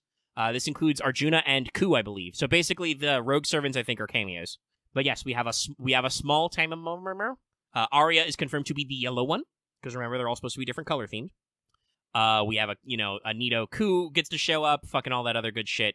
Nasu went out of his way to specify that not only does this happen for Lost Belt 5 for Musashi, but it happens before Vegas. This is why she uses the Iori alias in Vegas. Here we go. Yes, most wanted playable servants. I love this list. Number 1, Seal. Number 2, Awazaki Aoko. Number 3, Todo Shiki. Number 4, Awazaki Toko. I appreciate that she at least made it to 4. I'm glad she's in the top 5. Top 5, baby. And also, to be fair, as we've discussed, she is kind of like a not as big character as those others. Like, Seal, Aoko, and Shiki are like big headliners for the Tsukihime side of things. Toko is more of a like backdrop character for some stuff. She's a supporting role. Or Also straight up an sometimes. antagonist. Yeah, I'm about to say. Mato Shinji, number 5. Surprising. Yeah, a little. But then we've got Proto Gil number 6, Monica number 7, Richard number 8, Archimedes number 9. I'm surprised that Archimedes beat out number 10 Hakuno. I'm a Yes, little surprised. Hakuno is number 10. But yeah, I'm rep it, Japan. Rep Toko and Archimedes. I'm very happy with those levels. Archimedes at number fucking 9. Only like 14 less votes. 13 actually, than Saber Richard. But yeah. But no, it's good. Listen, that's a solid one. But yeah, if you're concerned, the number 1 vote of Seal will almost assuredly happen. I'm actually kind of surprised there were no Fate new animation projects announced, but I guess that we know that Strange Fake is going to get a season. Chat, still not going to be shocked if there's an LB6 anime announced at some point. Because they did a story poll, LB6 is still number 1. LB7 is number 2. So keep your eyeball on that one. But LB6 still number 1. But yeah, but it was LB6 by like a lot. But Nahi Mictlan is actually rated fairly well overall over the other Lost Belts, so we'll see. I know people were really disappointed by like the time it took that one to come out, but I'm glad to see that the writing is still well received by the general audience. Oh, we've dug up another shout out, by the way, to Dakita-shan. Source for all these tweets. Oh, my tweet's not loading. Hold on. Let me open it in the window. Correct. Yes, non-corrupt Archimedes exists. He exists in External Link. There, he's just the administrator. Yeah, hypothetically, in an FGO timeline, we'd be able to reach it. The only reason why we had the corrupted one, Yeah, the anime most requested is LB6 at the top and Atlantis as number 2. But LB7, I believe, when people talked about the story they liked the most, is 7 was number 2. But strictly speaking, the one in Extella is only corrupted because the developer hacked the Moon Cell and corrupted him ahead of time. Hypothetically, we can summon the normal one. But I suspect that he will probably have references to Extella because that will be the whole fucking point. Duh. That said, he might not have his goo arm in one Ascension. Yeah, no, LB6 is very fucking popular. I am absolutely not shocked we were returning to it for the summer, right? Like, and why the fuck shouldn't it be? we listen, most of us are through that. It's worth it, baby. Listen, if we have the LB6 anime, that means you have to have the LB6 summer OVAs afterwards, though. This is very important to me. I'm like, damn, no, there's some fucking But yeah, so there's a lot of good stuff there. But yeah, overall, I think the anniversary went pretty well. Like I said, it does sound like people were a little jumping the gun on summonable Olga. So we're gonna have to hold that one back. I think he's gonna keep that in his pocket. But we might still see some other weird shit, some other world lines and other back stuff. But yeah, it's overall pretty good. And like I said, there's fuck tons of interviews and stats and other shit out there. Like, there's a lot of information, way more than I think we can reasonably compile in one show. Like, we're already at an hour and a half. Mm-hmm. We haven't even done mailbag. So, like, it's good. But yeah. Hey, so by the way, I want to roll this up. So somebody said, because they also did fan comments on some of these. Mm-hmm. So some people were like, why do people want Shinji? The selected fan comment, as translated by Kita-Sean, I want him to come in as a 1-star rarity. The comment for Seal is, Arcoid came, so it has to be Seal.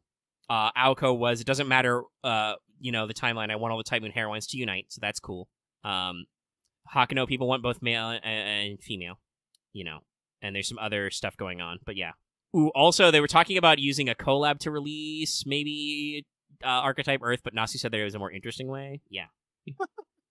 Yeah, no, that sounds like they totally were about to do just Lady Avalon as anniversary, but Nasu kicked down the door and was like, wait!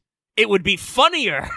Like, this is the thing I said, right? Like, there was, so much shit, they've talked about where there's a lot of really good work.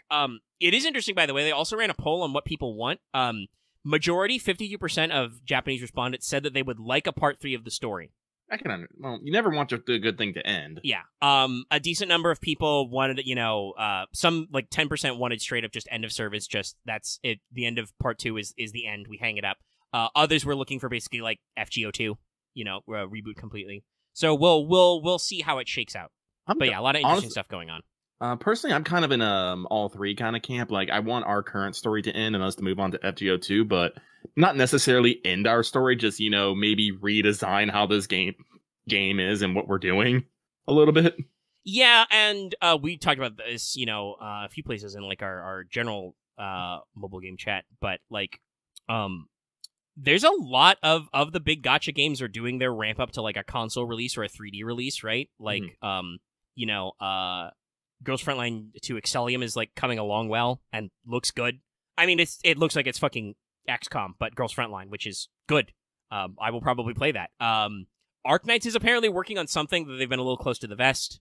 And obviously, I've forgotten the name of it. What's the Granblue Fantasy one called? It's Relink? Relink, yeah, it is Relink, okay. That's coming and looks really good. So, like, with Arcade, basically doing sunsetting, I think that there is a lot of room for some advancement and stuff. And obviously, I think also there's a lot of opportunity to, like, actually do some story recaps and stuff, even if we hit the end of part 2. Well, yeah, I know. We're still working on big console games. By the way, Extra Record, there was no new visuals, but the Extra Record devs did weigh in to say, we are still developing the game. That's good to know. I'm glad. I'm going to be honest, there's no confirmation on this. My sneaking suspicion as why Extra Record is taking so long is because Nasu has decided to rewrite the game story and script for, like, the 5th time. That makes sense, yeah. And he's just a very busy mushroom. Because, to reiterate, by the way, there was Fate Extra. There was, obviously, like, he did a CCC continuation. he wrote basically wrote a novel version that they then adapted into the last Encore script. And then also he wrote, like, I don't know if it was a full thing, but there was a story treatise, like a discussion of how canonical events went to do Extella. So, like, literally, Extra Record is going to be, like, the 5th fucking version of the story. And like I said, I strongly suspect he may be wanting to be involved in that rewrite. So that may be why we're taking a while, because otherwise, other than just churning out assets and, like, doing that stuff, I don't know what the holdup would be. So I suspect it's plot related. Oh yeah, Tyrano brought this up in our Patreon chat. We got a new Fate timeline, which included canonically placing a few things we haven't seen before. Showing off what's an offshoot of what. So that was nice. Nice to see these graphics and acknowledgement of a lot of stuff. So that's cool. But yeah, I think that about taps out our news and skelograms for the time. All right, well, that's that. I hope everyone enjoyed that. So let's pivot on over to this week's Let's Talk FGO Mailbag, the segment where we read what you have to say and comment accordingly. I'm going to hit this refresh button. Whoop, whoop, whoop. All right, we did get another one. We have 10 lovely submissions, and I'm going to read them to you right meow. This first one comes from a humble farmer who patiently waits summer Boudica, as do many of us. But they say, good day, Lucky and Omega. Hope the farming is going well. Right now, I am farming the fucking 30 AP one, which has bronze, silver, and petals, just so I can get some bronze and silver. I threw on some CEs. I'm using a Fate Grand Automata, and I'm just like, I didn't use any strategy. I put fucking my Morgan in there, gave her a damage CE. Put my 120 Tomacat in there, gave her a damage CE. I'm just like, girls, just go fucking nuts. I'm ignoring it. I'm going to use all my fucking silver and bronze apples, and I'm going to see where I stand after that. Sorry, I rolled back a little because I was like, oh yeah, I should pull out my phone because it was charging before we started, and it said, oh, you'll be fully charged in 30 minutes. That was, an hour and 30 minutes ago. So I'm like, oh yeah, I should get my fucking phone out. It's like, I need to get my bronze mats and my silver mats so I can start buying things in the store. I did not plan on being this pre-prepared, but I was pre-prepared for this. So I have a 6610 Melusine and am doing the 90+ node with the damage CE. It's a little RNG. It requires face cards on turn 1. Oh, actually, I'm 666, not 6610. Damn, I forgot her third skill is so much battery. I was like, I surely have maxed this. Well, maybe after doing this a few times, I'll have the gems and I'll have enough QP. I did manage to get 500 gold medals to buy the one lore out of the shop. I'm gonna cry. Ugh. But yeah, I'm in like box 12 or 13. But they go on to say, the news JP summer events were teased to be the Tamlin. Among them, who do you think to be the 5-star, and who would have a design you like most? Enjoy the rest of your week, and happy farming. Well, considering that Melusina is already a 5-star, I'm pretty sure it's not going to be here. I'm pretty sure they're going to give her the take off the star, make her more accessible, which basically puts it between Babo and Bargus. One of them gets the promotion. One of them gets the promotion. I mean, I guess the question is... Go ahead. Personally, I would love to have the extra Bargus love, but here's the thing. I really like having my NP5 Saber Bargus. I would really like to have another NP5 Bargus. If it's an SSR, I'm probably not going to get that to NP5, so I'm just like... I have similar thoughts. I would love for Melon to get to fucking crack his knucks on going all the way to whatever they think the SSR glam treatment is. Like we said earlier, the gold Medusa thing with going out there. But also, especially with the big C elements, I would find it funny if it was Babanshi. And to be fair, she deserves it. She deserves a good vacation. Yeah. So, I think Babanshi is surprisingly not hated. So, well, I shouldn't say surprisingly not hated. Babanshi's all right. Baba was a good daughter. It's the classic flip flop. We understand the tragedy of her situation. Yeah, and so she has a surprising amount of. I really shouldn't say surprising. She has an amount of popularity. Yeah, and I mean they foreshadowed a little. She was just part of the Mystic Eyes event with the fucking feet pixel show feet post feet. So yeah, I wouldn't mind a 5-star Babanshi, so I can get her, and then I can go ham on getting MP5. I'm assuming Archer. I'm going to assume Archer. She has a gun. Yeah, I mean, if you want me to guess the classes, Probably Archer for Bargus. That seems like a good combination. Babo should probably be Berserker or Avenger. I have no idea about Melusine. I feel like Melusine's gonna be some sort of extra class. I feel. Yeah, she could be an extra. Could be like an alter ego. That honestly, that like because that technically that literally fits what she is because she is just Big Skelly's hand. But there's some other weird shit we could do. You know, she is technically a phantasmal beast, so she could be a writer, for instance, shit like that. Mm-hmm. But yeah. As for the rest, I don't fucking know. I mean, Suzuka Summer is wields a katana and is Japanese, so clearly she must be a berserker. It's in the manual. I have no idea about Chloe. I'm gonna guess probably Lancer because of the umbrellas, but she could also be Saber. I know she has a lapel saying she's staff on it. So what? Like, I'm trying to figure out, like, is she like working at a hotel or something in that ascension? So she could be a caster. I guess that would be the flip flop, right? Because Summer Ilya became an archer. She could become a caster. I don't know. We'll find out next Thursday, and I'm very excited. Yep. But they finish. Oh, and who? Oh, they have a second part. And who would have a design you like most? It's Bargus. I love Bargus. Melon is good. I think he's been. It's hard to tell because he usually posts in Japanese, but I think he's been being coy on Twitter. Yeah. So they say enjoy the rest of your weekend. Happy farming. I don't know if it'll be happy, but it's going. It's farming. All right, so we move on to the next one. The Tyrant King, who somehow went from NP2 to NP5 arc in a span of 2 multis, 2 GSSR, 1 Destiny Order. How'd you get 2 GSSRs? Did you get double arc? Wow. Does it work that way? Oh, I'm guessing. Question. Hey, guys, have you ever been just completely flabbergasted by roles as seen up of fun that just left you speechless and going, what the fuck just happened? I mean, yes, that was my immediate reaction. Also, second question, for Valentine's, do you think that Ash, Summer Morgan will be like Spacious Star since they have separate personalities in one? That's it for me. Sending good vibes your way. Wah, wah, wah, wah, wah, wah, wah. And hope you have a great evening. I suspect there'll probably be something. Oh, we've got a link to the post. Whoop. Yes, indeed. This person got, this is a crazy roll. Two Archetype Earths, 2 Kremhild, 3 Jufu.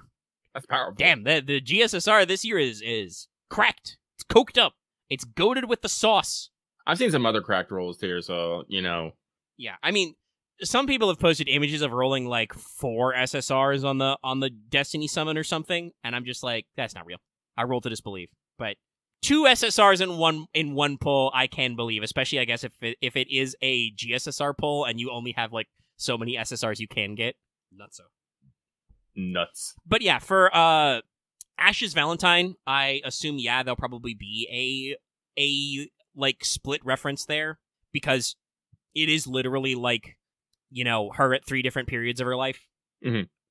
Technically speaking, the way it works, the 3rd period should be regular Berserker Morgan. It's just Summer Morgan is there as a cameo, as a little treat. But yeah, I mean, I do kind of feel like they probably would do something. I guess we'll see next year. Mm-hmm. Gonna be excited. So, with that, we move on. The next one comes from Agent418, who says, hello, Lucky Omega. These Umu Game Remix Edition be fun for you both. Have a good weekend, y'all. P.S. May this year's EVO bring some more Melty Blood DSC charters. This is what happened when you phone post. That said, since Melty Blood was free on PS Plus Extra this month, I wouldn't mind some new characters. Yeah, I picked it up. I streamed it, actually. People watched. They get to see how bad I am at fighting games. Which is, I'm merely aggressively okay. There were some interesting button inputs that I was like utterly incapable of at hour 0, but by hour 3 I was like, oh, I can kind of do that now. Yay. Okay. Excuse me. But yes, fun is a little questionable. I mean, some of these CQs are fun, but we'll talk about that one later. Some of them are still not fun. Gotta be real with you. So, with that, let's move on. This next one comes from My Melt from Brainless Lotto Farming. Question. Howdy, Lucky and Omega. Hope you all are keeping cool during the heat wave across most of the states currently and staying hydrated! Exclamation point. There was no question here. Just a short question this week. Who do you think the last 4-star servants that will get buffs in JP? And so that you don't have to go look up what is left. There is a joke's on you. A 5-star foreigner and 3-star rider for the next batch, and the final batch is a 5-star archer and a 4-star saber. Anyway, stay cool, my dudes, and remember to lotto farm responsibly, unlike me, who has messed up my brain dance strat no less than 10 times. I mean, don't feel too bad about that one. I didn't comment on it at the time, but I literally had to withdraw from a run because I in 5 cards, I got no Melusine A cards, and I was just like, oop, well, I can either tough it out or I can reset. Luckily, I have more gold apples than God, so I'll just do that. It's okay, we're eating them, chat. No.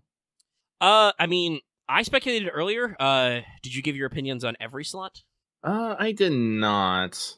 Let's see here. So 5-star foreigner, believe you said it would probably be Abby. Yep. Just to be different, I'm gonna say Van Gogh. An interesting choice. Gogh could be. She does have a rate up. Mm-hmm. That's probably the only reason I'm going over. It's like I just do find it weird that she has a random ass rate up all of a sudden. I'm just like, I mean, that might just be that I feel like this year, JP is like trying to give every single fucking limited servant a rate up. They've been doing so many banners, but yeah, it could be a prelude to a rank up. She does have a very weird kit. Yeah. For Ryder, actually, let me just so I can get a look real quick.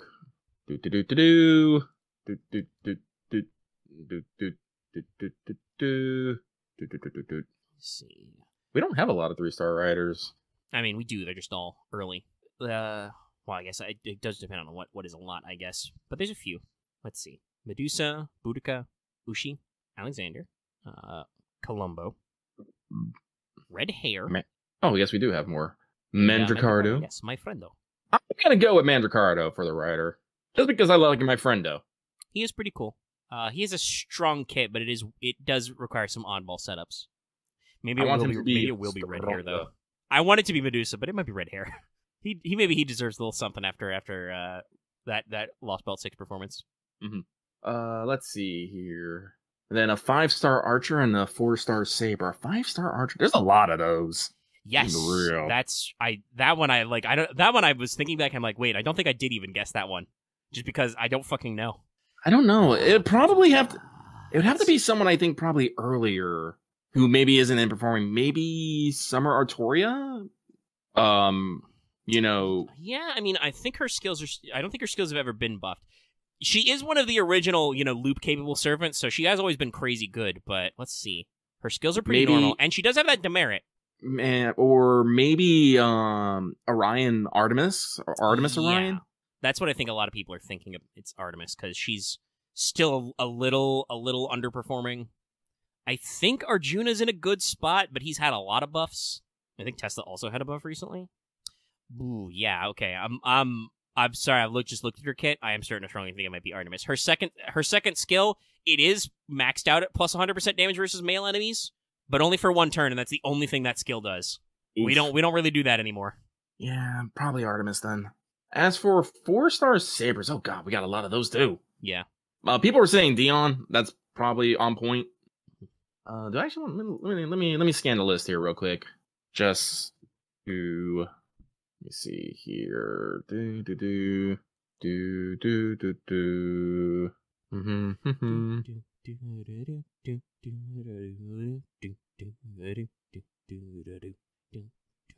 me check. Nope. Actually, for going back to Superfez, Girl from Ipanema is a great song for that. Yeah, I'm really not sure. Yeah, I don't. When generally 4-star Saber is a really good slot, right? Yeah. Like it's had some underperformers. Siegfried was a little bit of a joke back in the day. Sumanai, obviously, but like he's been buffed several times to actually be really good at his job. Nero is one of our classic arts hitters.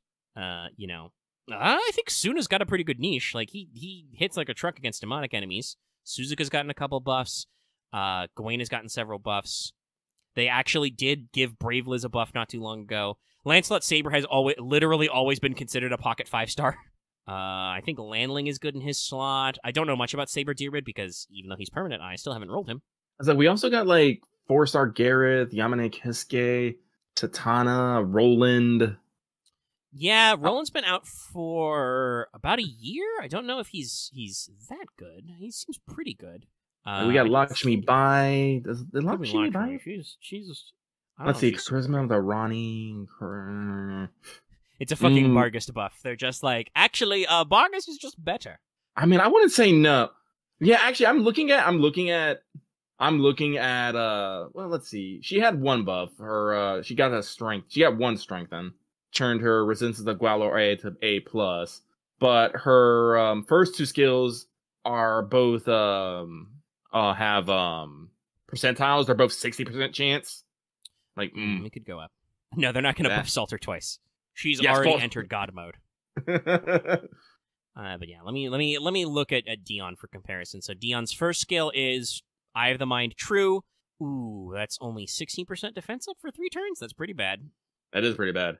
Self-Suggestion is Cure All and debuffs and increase debuff resistance for 3 turns, max out 100%. That's a good skill. That is really a good good skill. for Challenge Quest. And then last skill is a 3-turn Taunt and a maximum of 2,500 heal. So that's pretty good.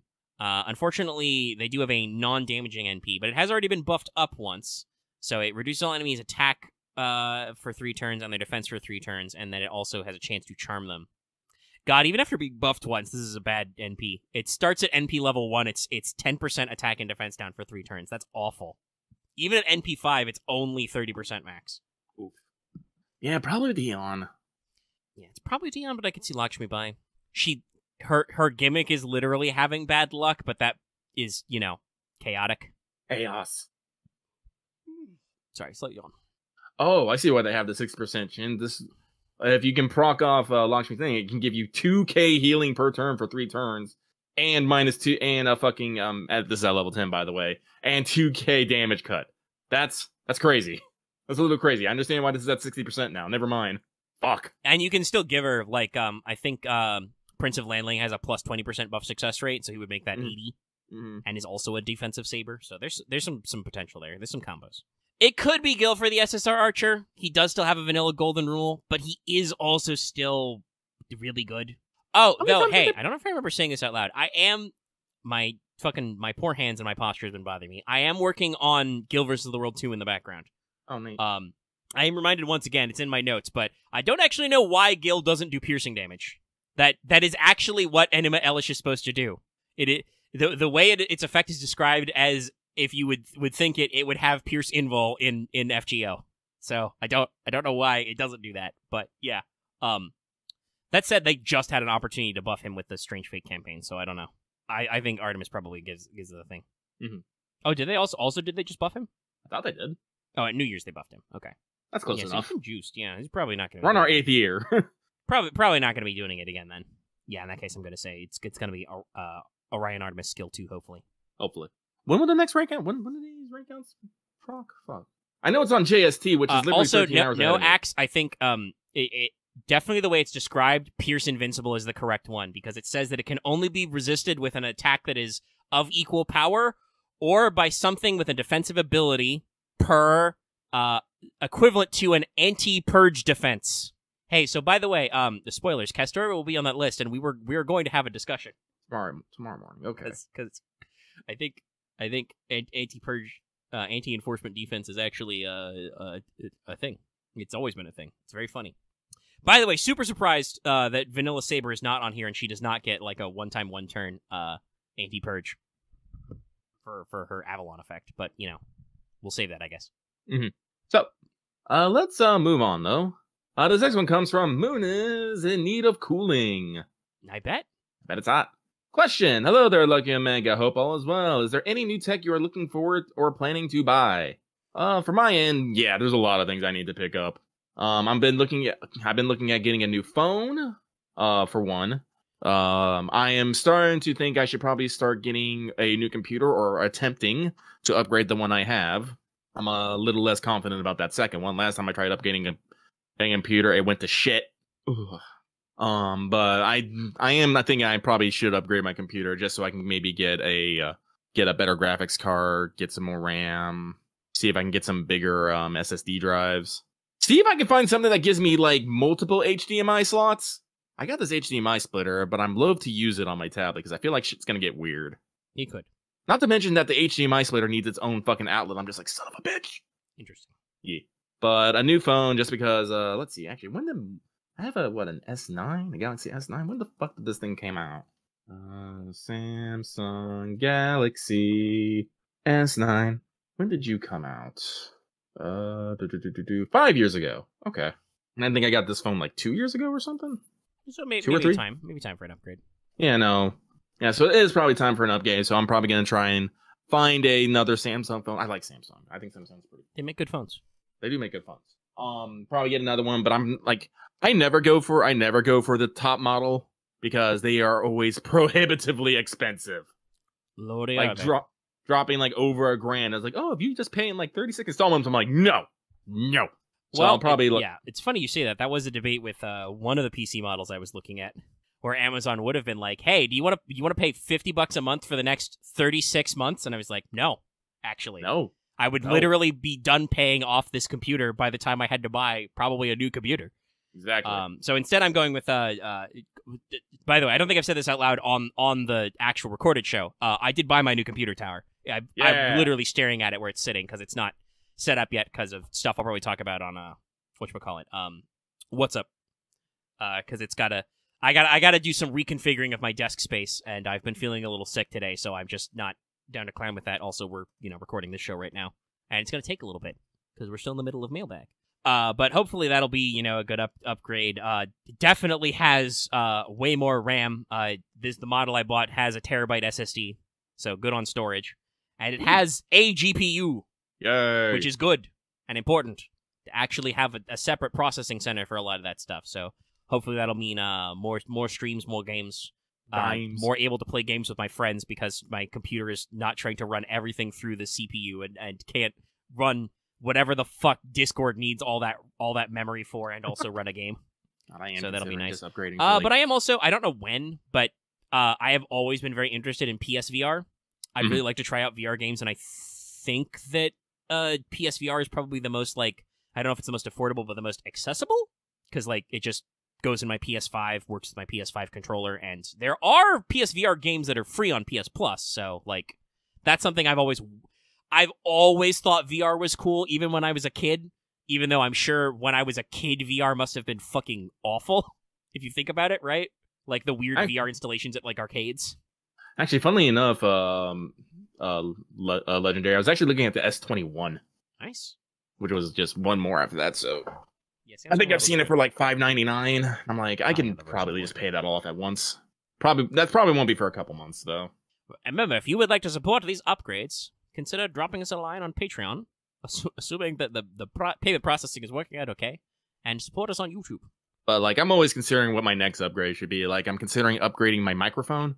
Something I've realized that I probably actually need to go is actually get me a good headset.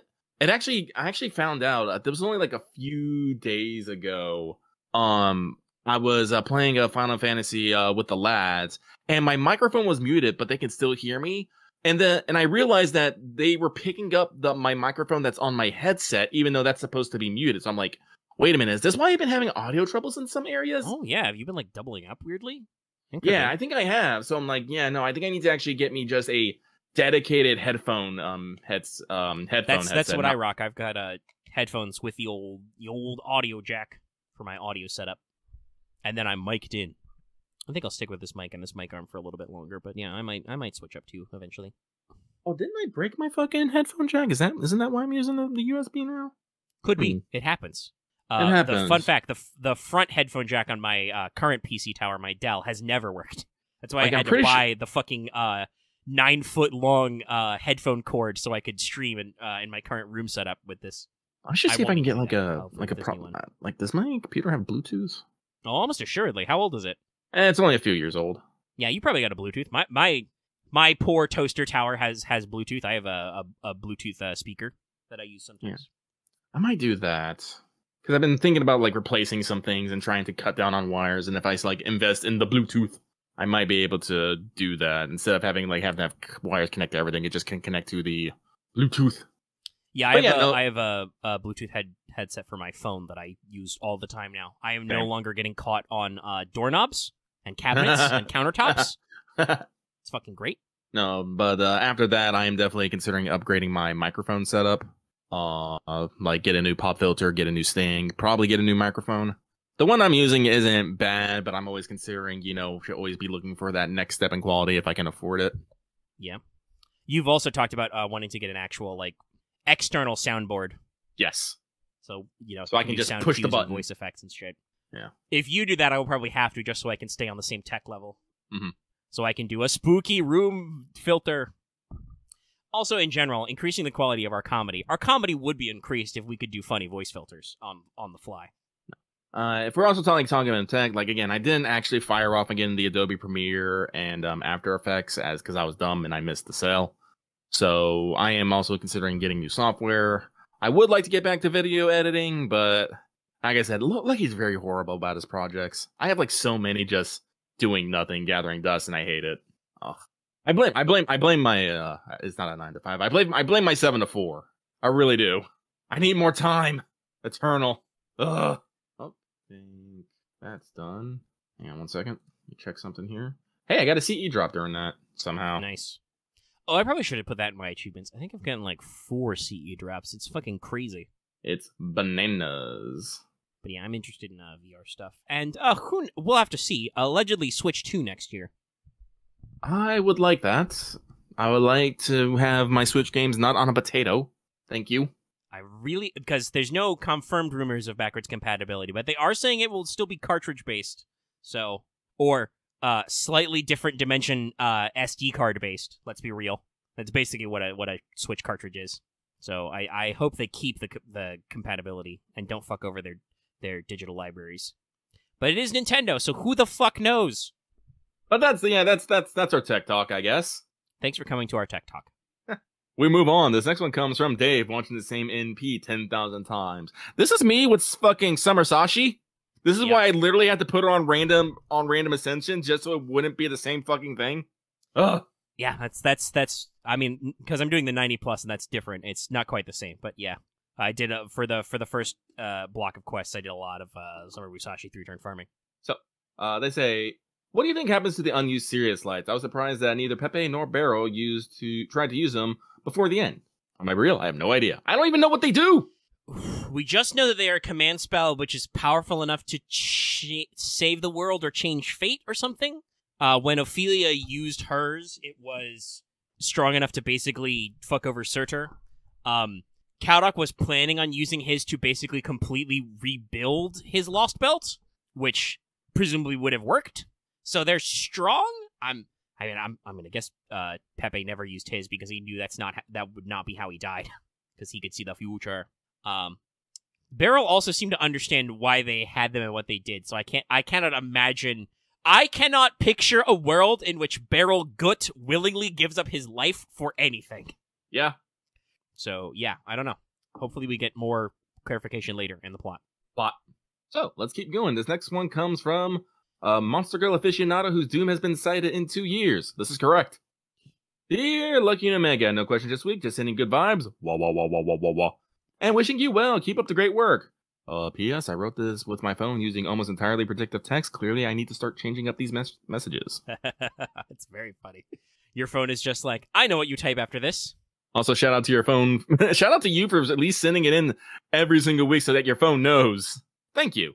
Well, we move on. This next one comes from... Oh, this one just comes from Zed. Wow. They didn't put alias before it. No. They are truly feeling the contrition. Contrition. They're feeling contrite. Okay. Lucky, do you know how long we've been recording this? No. 2 hours. Oh. We've been here a while. It's okay. No, we haven't. We sometimes... Remember when 2 hours was like our minimum? I mean, it was our average, but it's been... Our recent shows have either been like an hour and a half or 7-hour monstrosities. So like this is a different vibe. We were a YouTube channel of extremes, y'all. Yeah, kind of. Anyway, they say apology. Hello, Lucky Omega. I am sorry for the bad question last week. I have no excuses. Only apologize. Only apologies. You are forgiven. Mostly because I bet we don't remember what your question was. I kind of remember what it is, which kind of makes it seem bad. But it was one of the oh god, how do they put it? Also, joke's on you, Axe. I currently have disk space for another 79 hours and 27 minutes of recording. Though I would need a little bit of space left over to export the video, I guess. Yes. It's well, no, but I could do it. You could do it.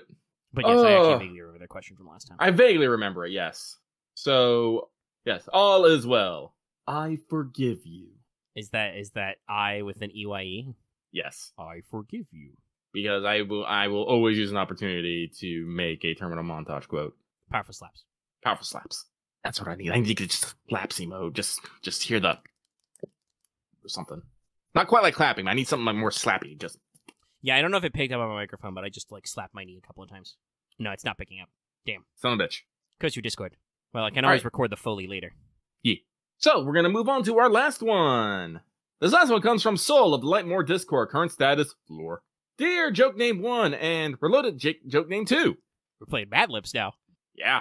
As per requested, I'm sending this mail to remind Lucky to make Fujimara doesn't get it stickers. And now please insert the mostly dead from Blotto hand pains good vibes here. And Black. Well, Black to you too, sir. I don't know how to do mostly dead was. From hand pains? So I'm guessing like my hands in pains and I'm tired and I'm just like, wow. There you go. A solid attempt. A solid attempt. 10 out of 10. You can email me the fucking Oscar. Listen, if we just get into the far-flung future I want, where everything is augmented reality and 3D printing, they could actually email you an Oscar to 3D printed home. That's wild. I don't want to think about that. I love to think about it. I mean, it's cool to think about it, but it also seems like a level of laziness I don't want to entertain. As much as I like being online and being on my computer and stuff, I do also like going outside and doing stuff. But what about the Internet of Things, Lucky? I feel like Omega's trying to tempt me down some dark path, and I'm not having it, so we're going to move on. You wouldn't download a car, Lucky. Do I have Shit. to mute Omega? Carlos did the same joke as I did. You see, fuckers, you have to assume that Lucky would drive a car, and I would not. I don't like driving. That's fair. Listen, I know I have very few worlds, but I do not find it particularly good to be inside giant hunks of very collapsible metal going at high speeds down streets with other, high speeds hunks of collapsible metals with people who may or may not be paying attention to the road. It's not my thing. Yep. Tell that to all the fucking car accidents, Axe. Tell me that. But that's mailbag. That's mailbag. So that means it's time for free talk. Yeah, would you like to download more RAM? I would have liked that, but this works out better. RAM isn't everything. But I must now spin the wheel of chat. Do you guys want us to talk about lotto stuff, like, the exhibition quest and whatever first, or do you want to hear about Ash? Because we'll probably want to talk about Neurofest stuff for a long time, but... Ow. Okay. Lotto. Yep, looks like we're leaning lotto. Okay. Well, so right now, I'm farming the 90+ node, because it's all archers, which means there's some very funny things you can do, because obviously the damage CE from the first run of Neurofest carried over Three-Legged Divine Race. So I've got plus 200% damage, right? It's plus 100 and then plus 200. Yeah. When you have that much damage bonus, and it's not very frequent these days, but when you have that much damage bonus, there are a lot of dumb things you can do. So my current strategy is the Melusine strat. You put one Melusine in 2 second ascension or lower. And personally, I'm pretty sure you can do this with any fucking 250% battery years. I'm using double Koyan because the skill refund is funnier and she's got the buster ups, but you could probably do it with anybody. Literally do it with Waver Castoria or something. But just the only problem with this is you have to pray that you get Melusine cards on the first guy. But then you just fucking face card the first guy, the 1 wave, and then the 2 wave you do NP and face card the second guy, and then the 3rd wave you use your 3rd skill to switch to 3rd Ascension and AoE those 2 guys.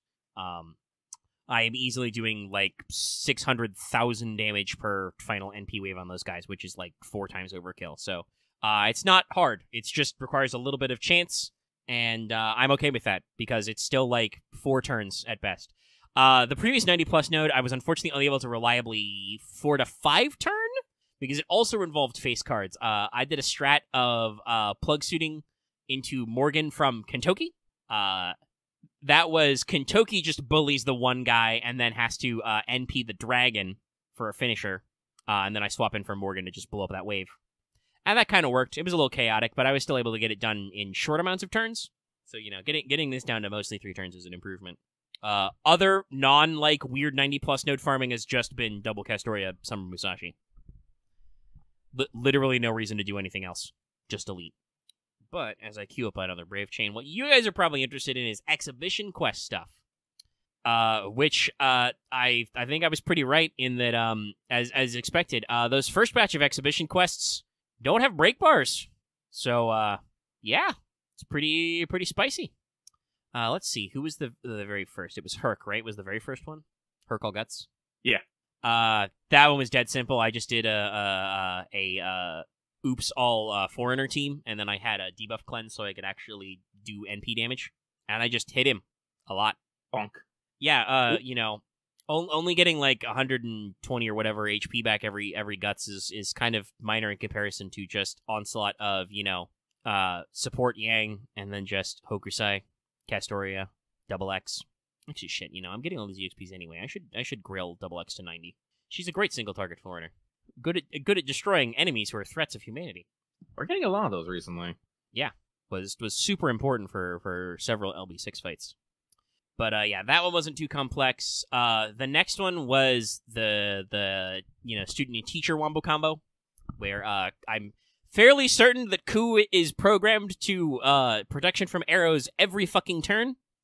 And if you kill one of them, the other one wipes out your front line. Yep. So you're supposed to kill them all at once. I didn't even bother with that, just because, hey, chat, there's a lot of sabers who have piercing.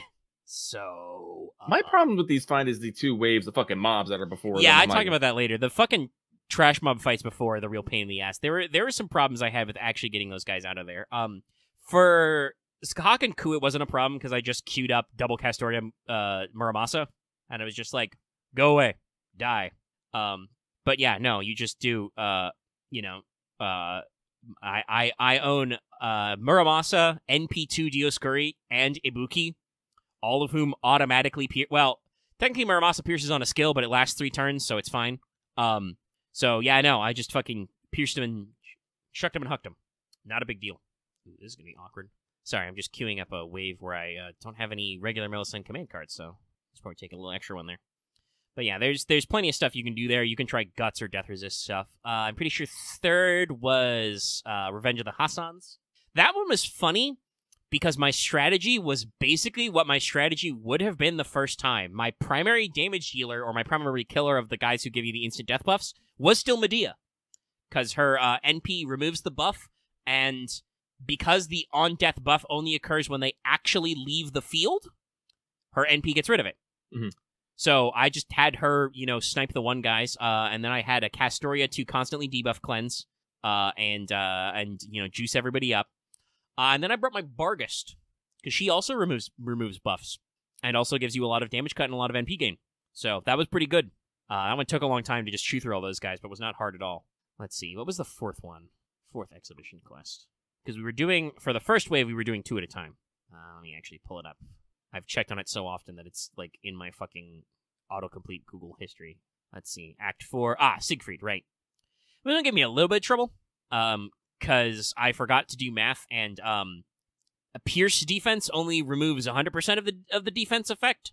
So my strategy to do double Castoria Emiya took a while, but we still got there. I just MP spammed it to death. Also, by the way, shout out to the fucking filters.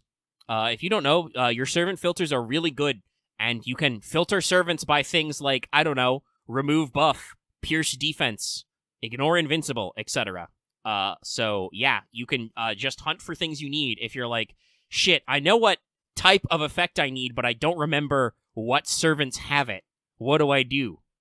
You can just fucking filter it and look it up, so that's great. That's how I remembered my Barghest for remove buff. I was like, oh yeah, that is a thing she does. I was mostly thinking of her as for damage cuts. Well, that would require me to own Sherlock, which I do not. And or find somebody running a support Sherlock, which I would not. Even with 3 support setups, I am so buried in stuff. My extra tab is just full of 9 million Oberons. Yep. So yeah, no, that was just like, I could have done that strat, but I was like, nah, I have Emiya, he's got his buff that he can do his arts NP, we'll just double Castoria and I'll hit him like 50 times. And it worked. It was not a concern. But yeah, that one was pretty normal. Let's see. Act 5, Maeve. Oh god, what did I actually do for that? Who was my hitter? Because I think I just did mostly all ladies. Did I get a single target berserker in here? I literally don't remember what I did for this. I know that I had a Gramps because he is mostly charm immune, and also I put him in the back row. I remember that they did like the anti-Jack strat. The quick removal is the last one they do. it still wasn't hard to just grind her down with all my fucking... I have a lot of single target assassins, okay? Just kick her butt. Though, I was actually in danger of wiping that one because of the 2 caster class druids at the end. I was left with Oops All Assassins and Castoria, who is not a damage dealer. So, I got a little close there. I am kind of... Castoria is a really good unit, but I do actually see her limitations. The fact that, unlike Merlin, she cannot heal in any way does actually matter if you get in long fights. Mm-hmm. Like Jean still does healing. Obviously, Tamamo does a lot of healing, and Merlin can do healing over time with his NP, so, like, it does matter. Act 6 is Gil. I do not like this Gil challenge quest. It's very annoying. It's Magara marks he seals your he seals your NP. He removes your NP gauge entirely. Oh, it is actually minus 100% NP damage for 10 turns. That doesn't mean you do 0 damage with NP. I thought it was like 50. It is supposed to be 100%. So it's like really annoying that he sets up these like stacking buffs and wants to fucking chow you down. I'm also just annoyed because I did this basically blind and I almost got him, but funnily enough, my last ditch Melusine refused to crit on 2 50% cards. I would have had him, but we did not. Yeah, I still don't have a Skahak.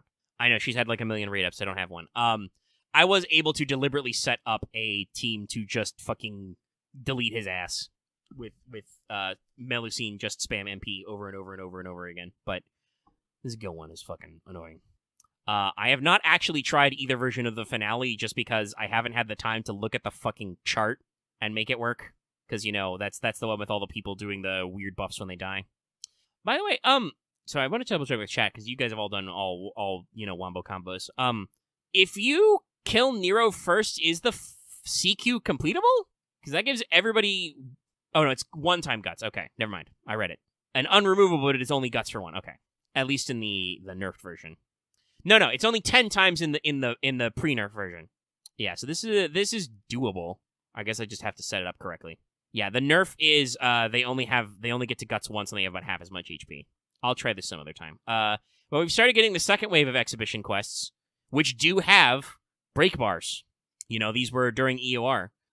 We've only gotten the Spartacus one as of the time of recording. That one was literally not hard. I did Urale. I had her NP 3 times in a row. She did 1 million damage every time, and we went home. Oh yeah, no duplicate servants as well. They try to stop the double Merlin, but I was able to do Castoria Waver for Big Battery and just be like, no, you are dead. You and your friends are dead.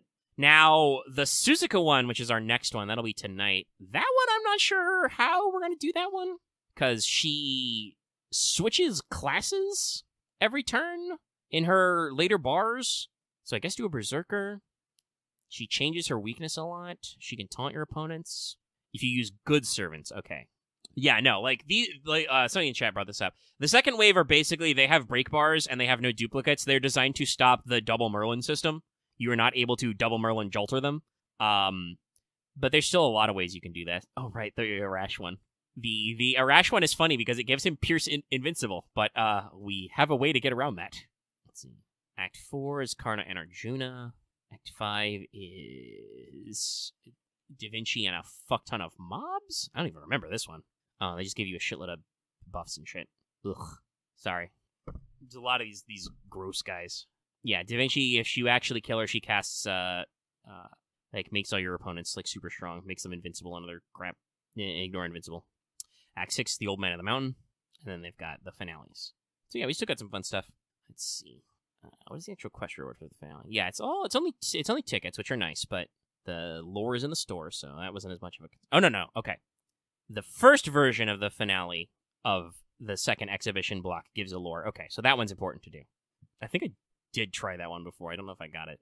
But yeah, there's a lot of fun stuff. But, let us know your strats in the comments below. But let's wingle on out of here with new servant deets. You're ready for those, right, chat?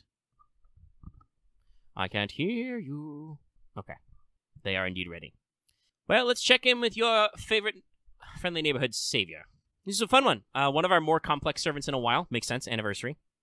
Also, hey, fun fact, because there's a little bit of debate about this, but it's a good time to bring this up. I talked about this off mic, as it were, off recording. But I feel confident in saying Ash is almost assuredly the intended reading. The word Toneriko, which is how she pronounces her own name in Japanese, means ash tree. The Tonelico translation was a fan translation. I mean, I guess we'll call it a mistake. I think I've read that the people who looked at it first called it a mistake. As like an obscure pop culture reference to Ars Tonelico, I think it is kind of right. I assume that they called it that because of the word for ash tree, you know? And obviously ash trees being sacred in a lot of mythologies and having some stuff going on there. But yeah, no, pretty sure her name is supposed to be translated as the ash. Though, funnily enough, Albert did pronounce it Ask. Funnily enough, on stream, I'm pretty sure that is a mistake. It should absolutely be ash because it is literally the root for ash tree. But yeah, so it's Ash the Savior. Here's a fun fact for you. She has 3 alignments. Also, before I go any further, actually, I should double check. Lucky, are you muted again? I double check. No, I just been working on something. Okay, that's fair. You were being quiet, but I was just like, I wanted to double check. You want to say Asek? It could be Asek. No, it's Ash. It's just the word for Ash the tree, but with some fancy letters. So, she has 3 alignments, actually, different ascensions. So this does lead to some funny combo potential. As Ash the Rain Witch, that's her first ascension, with the hat and the glasses, base department, hello, she is lawful good. As Ash the Savior, the ascension they showed off on stream, the one that makes her look the most like Avalon LaFay, she is lawful neutral. And as Beach Queen Morgan, she is lawful summer, because regular Morgan is already lawful evil. So, chat, you can see the progression. But yeah, she is our new SSR caster. For her position, she has the best attack in slot. That's right. We finally have a caster with more attack than Sanzo. That's a little scary. It's been that long. So yeah. And she has fairly low HP as a result, but not the lowest. And she is also quick arts buster, because she has the Dark Moon Greatsword, obviously. Also, yes, it's very naturally the Ash we know has a Saber deck as a caster.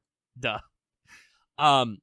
She has solid hit counts and NP gain, 0.62, I believe, and she's like 334, all around pretty good. So, despite having different animations at different ascensions, her stats on her NP are the same. It is an AoE buster. It gives herself 1 turn, 1 hit of invulnerability first. It increases her buster damage for 1 turn based on overcharge. It also reduces her 3rd skill's special cooldown based on overcharge, starting at 1 and going to later 1.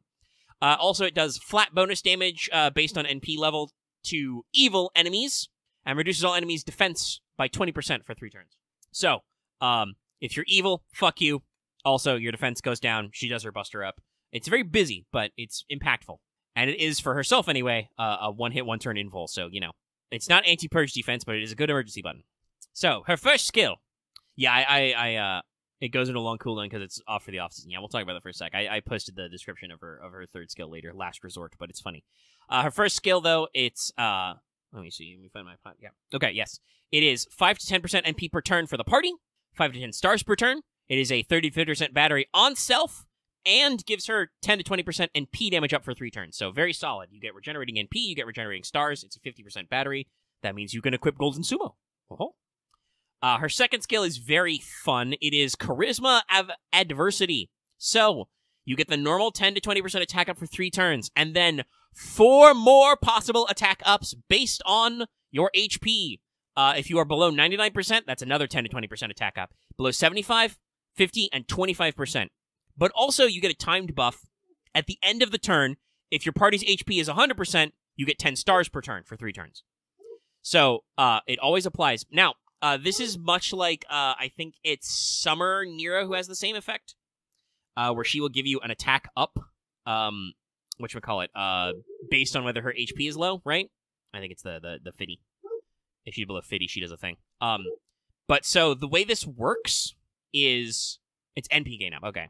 But yeah, she applies a buff that only applies if you're below an HP threshold.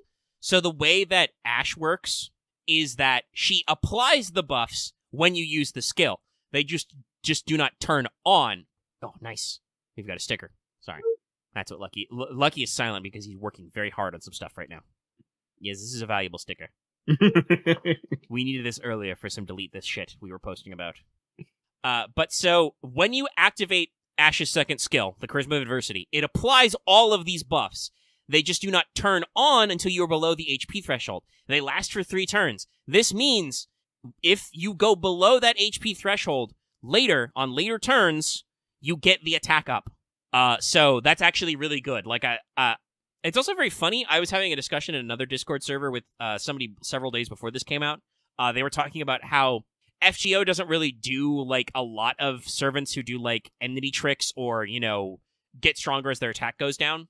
Or get more attack as their HP goes down. Like, it's a gimmick for a couple of servants like Ann and Mary and Hijikata. But yeah, this universally, just the less HP you have, the more attack you have.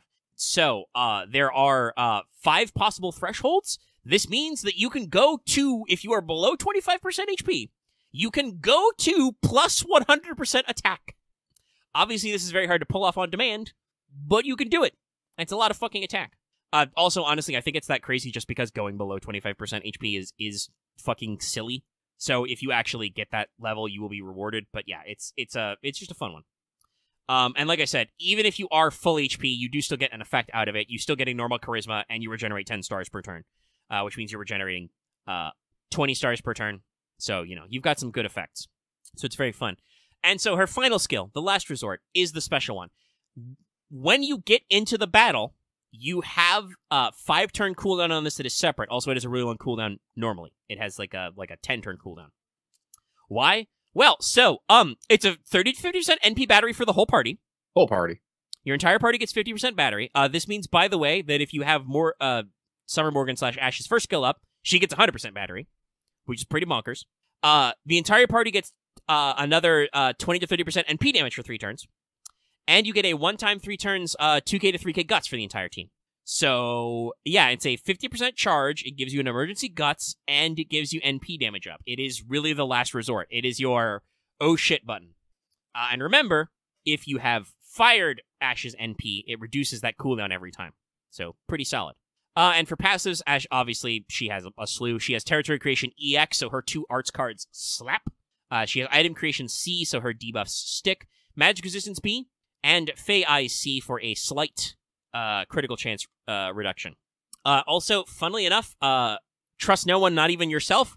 Her append skill is Anti-Berserker, which is also, by the way, very rare, because Berserkers already give you damage ups. But yeah, no, she's got a just 20% append skill damage versus Berserkers. So, yeah, that's cool. All in all, very strong servant. Definitely some fun Buster comp potential here. I like that she is both obviously a very strong potential damage dealer because she has a lot of self-damage buffs, but she is also still a team player. She's Ash. She knows what's up. So that's really cool. And yeah, you've got a lot of flexibility. Like I said, each Ascension is pretty unique. A lot of people, you know, occasionally like to shit-talk Takeuchi's art, but he is still her artist, so he did all these different looks, you know? And basically, if you want the snapshot, the first Ascension, Ash the Rain Witch, is when she's still growing up in Orkney with the Rain Clan. She is described as, you know, basically a huge Dorcas. She invents magecraft for fun and reads books in the study all day. She still has her smile and optimism. Her second Ascension is the legendary Ash the Savior, who goes around and helps out the low-class fairies, defeats the calamities, blah, blah, blah. And then, obviously, well, funnily enough, so in her own profile, Summer Queen Morgan, Beach Queen Morgan, just says, she is a cameo and only here for fun. I assume that means that they're going to detail her more probably when we actually get to the summer event. But yeah, it's literally a fun cameo because, like I said, technically, if you know, the third Ascension Ash should just be Berserker Morgan. So they did a funny wraparound. But yeah, as always, Anniversary Servants are fucking bangers in terms of utility and also just in art form. I have heard from people who play JP that their phone literally cannot do her NP. Jesus. Yeah, because her Ascension 1 and 2 NP, Memories of Londinium, summons about 5 bajillion swords. So yeah, no, it's good. I'm very pleased with this. You know, there's a lot of great NP work, artwork here. It does appear to play like a version of her own version of Caster Artoria's NP theme, right? Shit, what's that called again? I don't remember. It's got a name though, the soundtrack piece. But yeah, it plays like her own version of that. So yeah, it's neato. Somebody doing some wombo combos. That's funny. But yeah, so we have a lot of good stuff. Oh, and her, actually, I just forgot to check, but her Bond CE, what is it? It's the hotel, isn't it? Yes, One Summer Castle, yeah. Here, I'll show it to the patrons at home. Processing. Downloading. Yes, no, this is going to be wow, okay. Discord? Are you all right? Are you going to paste the fucking image I copied? Hello? Let me try that again. There it is, okay. It's working now. Very weird. So, the effect this has is, gives the party, 30% MP damage up if they're below 50% HP while Ash is on the field. But also, its description is unlocked by completing the next event story. This is the first craft essence that's lore is not revealed until the next event. Literally, this is her hotel from Summer. It's all coming together, chat. But yeah, no. She has a trial quest. You can check her out. Sorry, what was that, Lucky? You were far away. But yeah, that's our new servant deets. Hopefully you are ready to celebrate. I will also probably be checking out her dialogue later. I don't know if super distant hallway Lucky is gonna end up in the final edit, but there's some quiet Lucky noises for depending on how my noise canceling works on that. Sorry, I'm back. There you go. Sorry, you were making some distant sounds and it was Yeah, no, that's my mic was off actually. That's why I'm talking about the weird fucking audio coming through. Phantom sounds. I don't know what's causing that. I really don't. So, yeah, I guess it's just when your mic turns off, it defaults to the next thing? Weird. But yeah, no. Ash, she's cool. Her fucking Bond CE's lore is locked until we complete the next event. Literal first. That's enough stickers for one day. Well, we are about done. To wrap up the show. It is a new month. Some new patron stuff. Got a new Fail Patrol poll if you're interested in that, but also have a new Fan Servant Friday. For August, I decided the theme was Beat the Heat.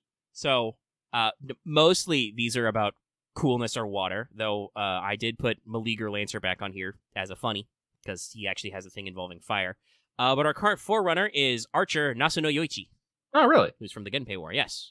I've mentioned them before, but I don't believe we've done that profile because it's still on my list. Mm-hmm. Your other selections are Dead Moroz Rider, Grandfather Winter, so, beat the heat there. Jacques Cousteau Rider, and like I said, Meleager Lancer. So, there you go. You've got your opportunity if you're a 5 and up patron to join in those polls. You can also get videos early and get access to the audio vision for as little as $1 a month. All kinds of fun stuff there. APs, this show, whatevers. But yeah, I think that's going to be it for Let's Talk FGO this week. Yeah! All right, we'll be seeing you next week, where we should hopefully have our JP Summer Deets. Lots and lots of servants to talk about there.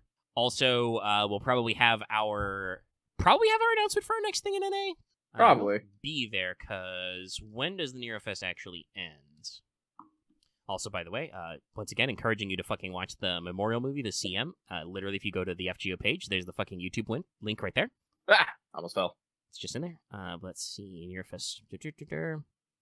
The 13th. So, let's see. Our next recording will be on the 11th. So, yeah, it won't be over yet, but we will hopefully have an idea of what our next thing is. Like, hopefully they'll announce back to school and stuff.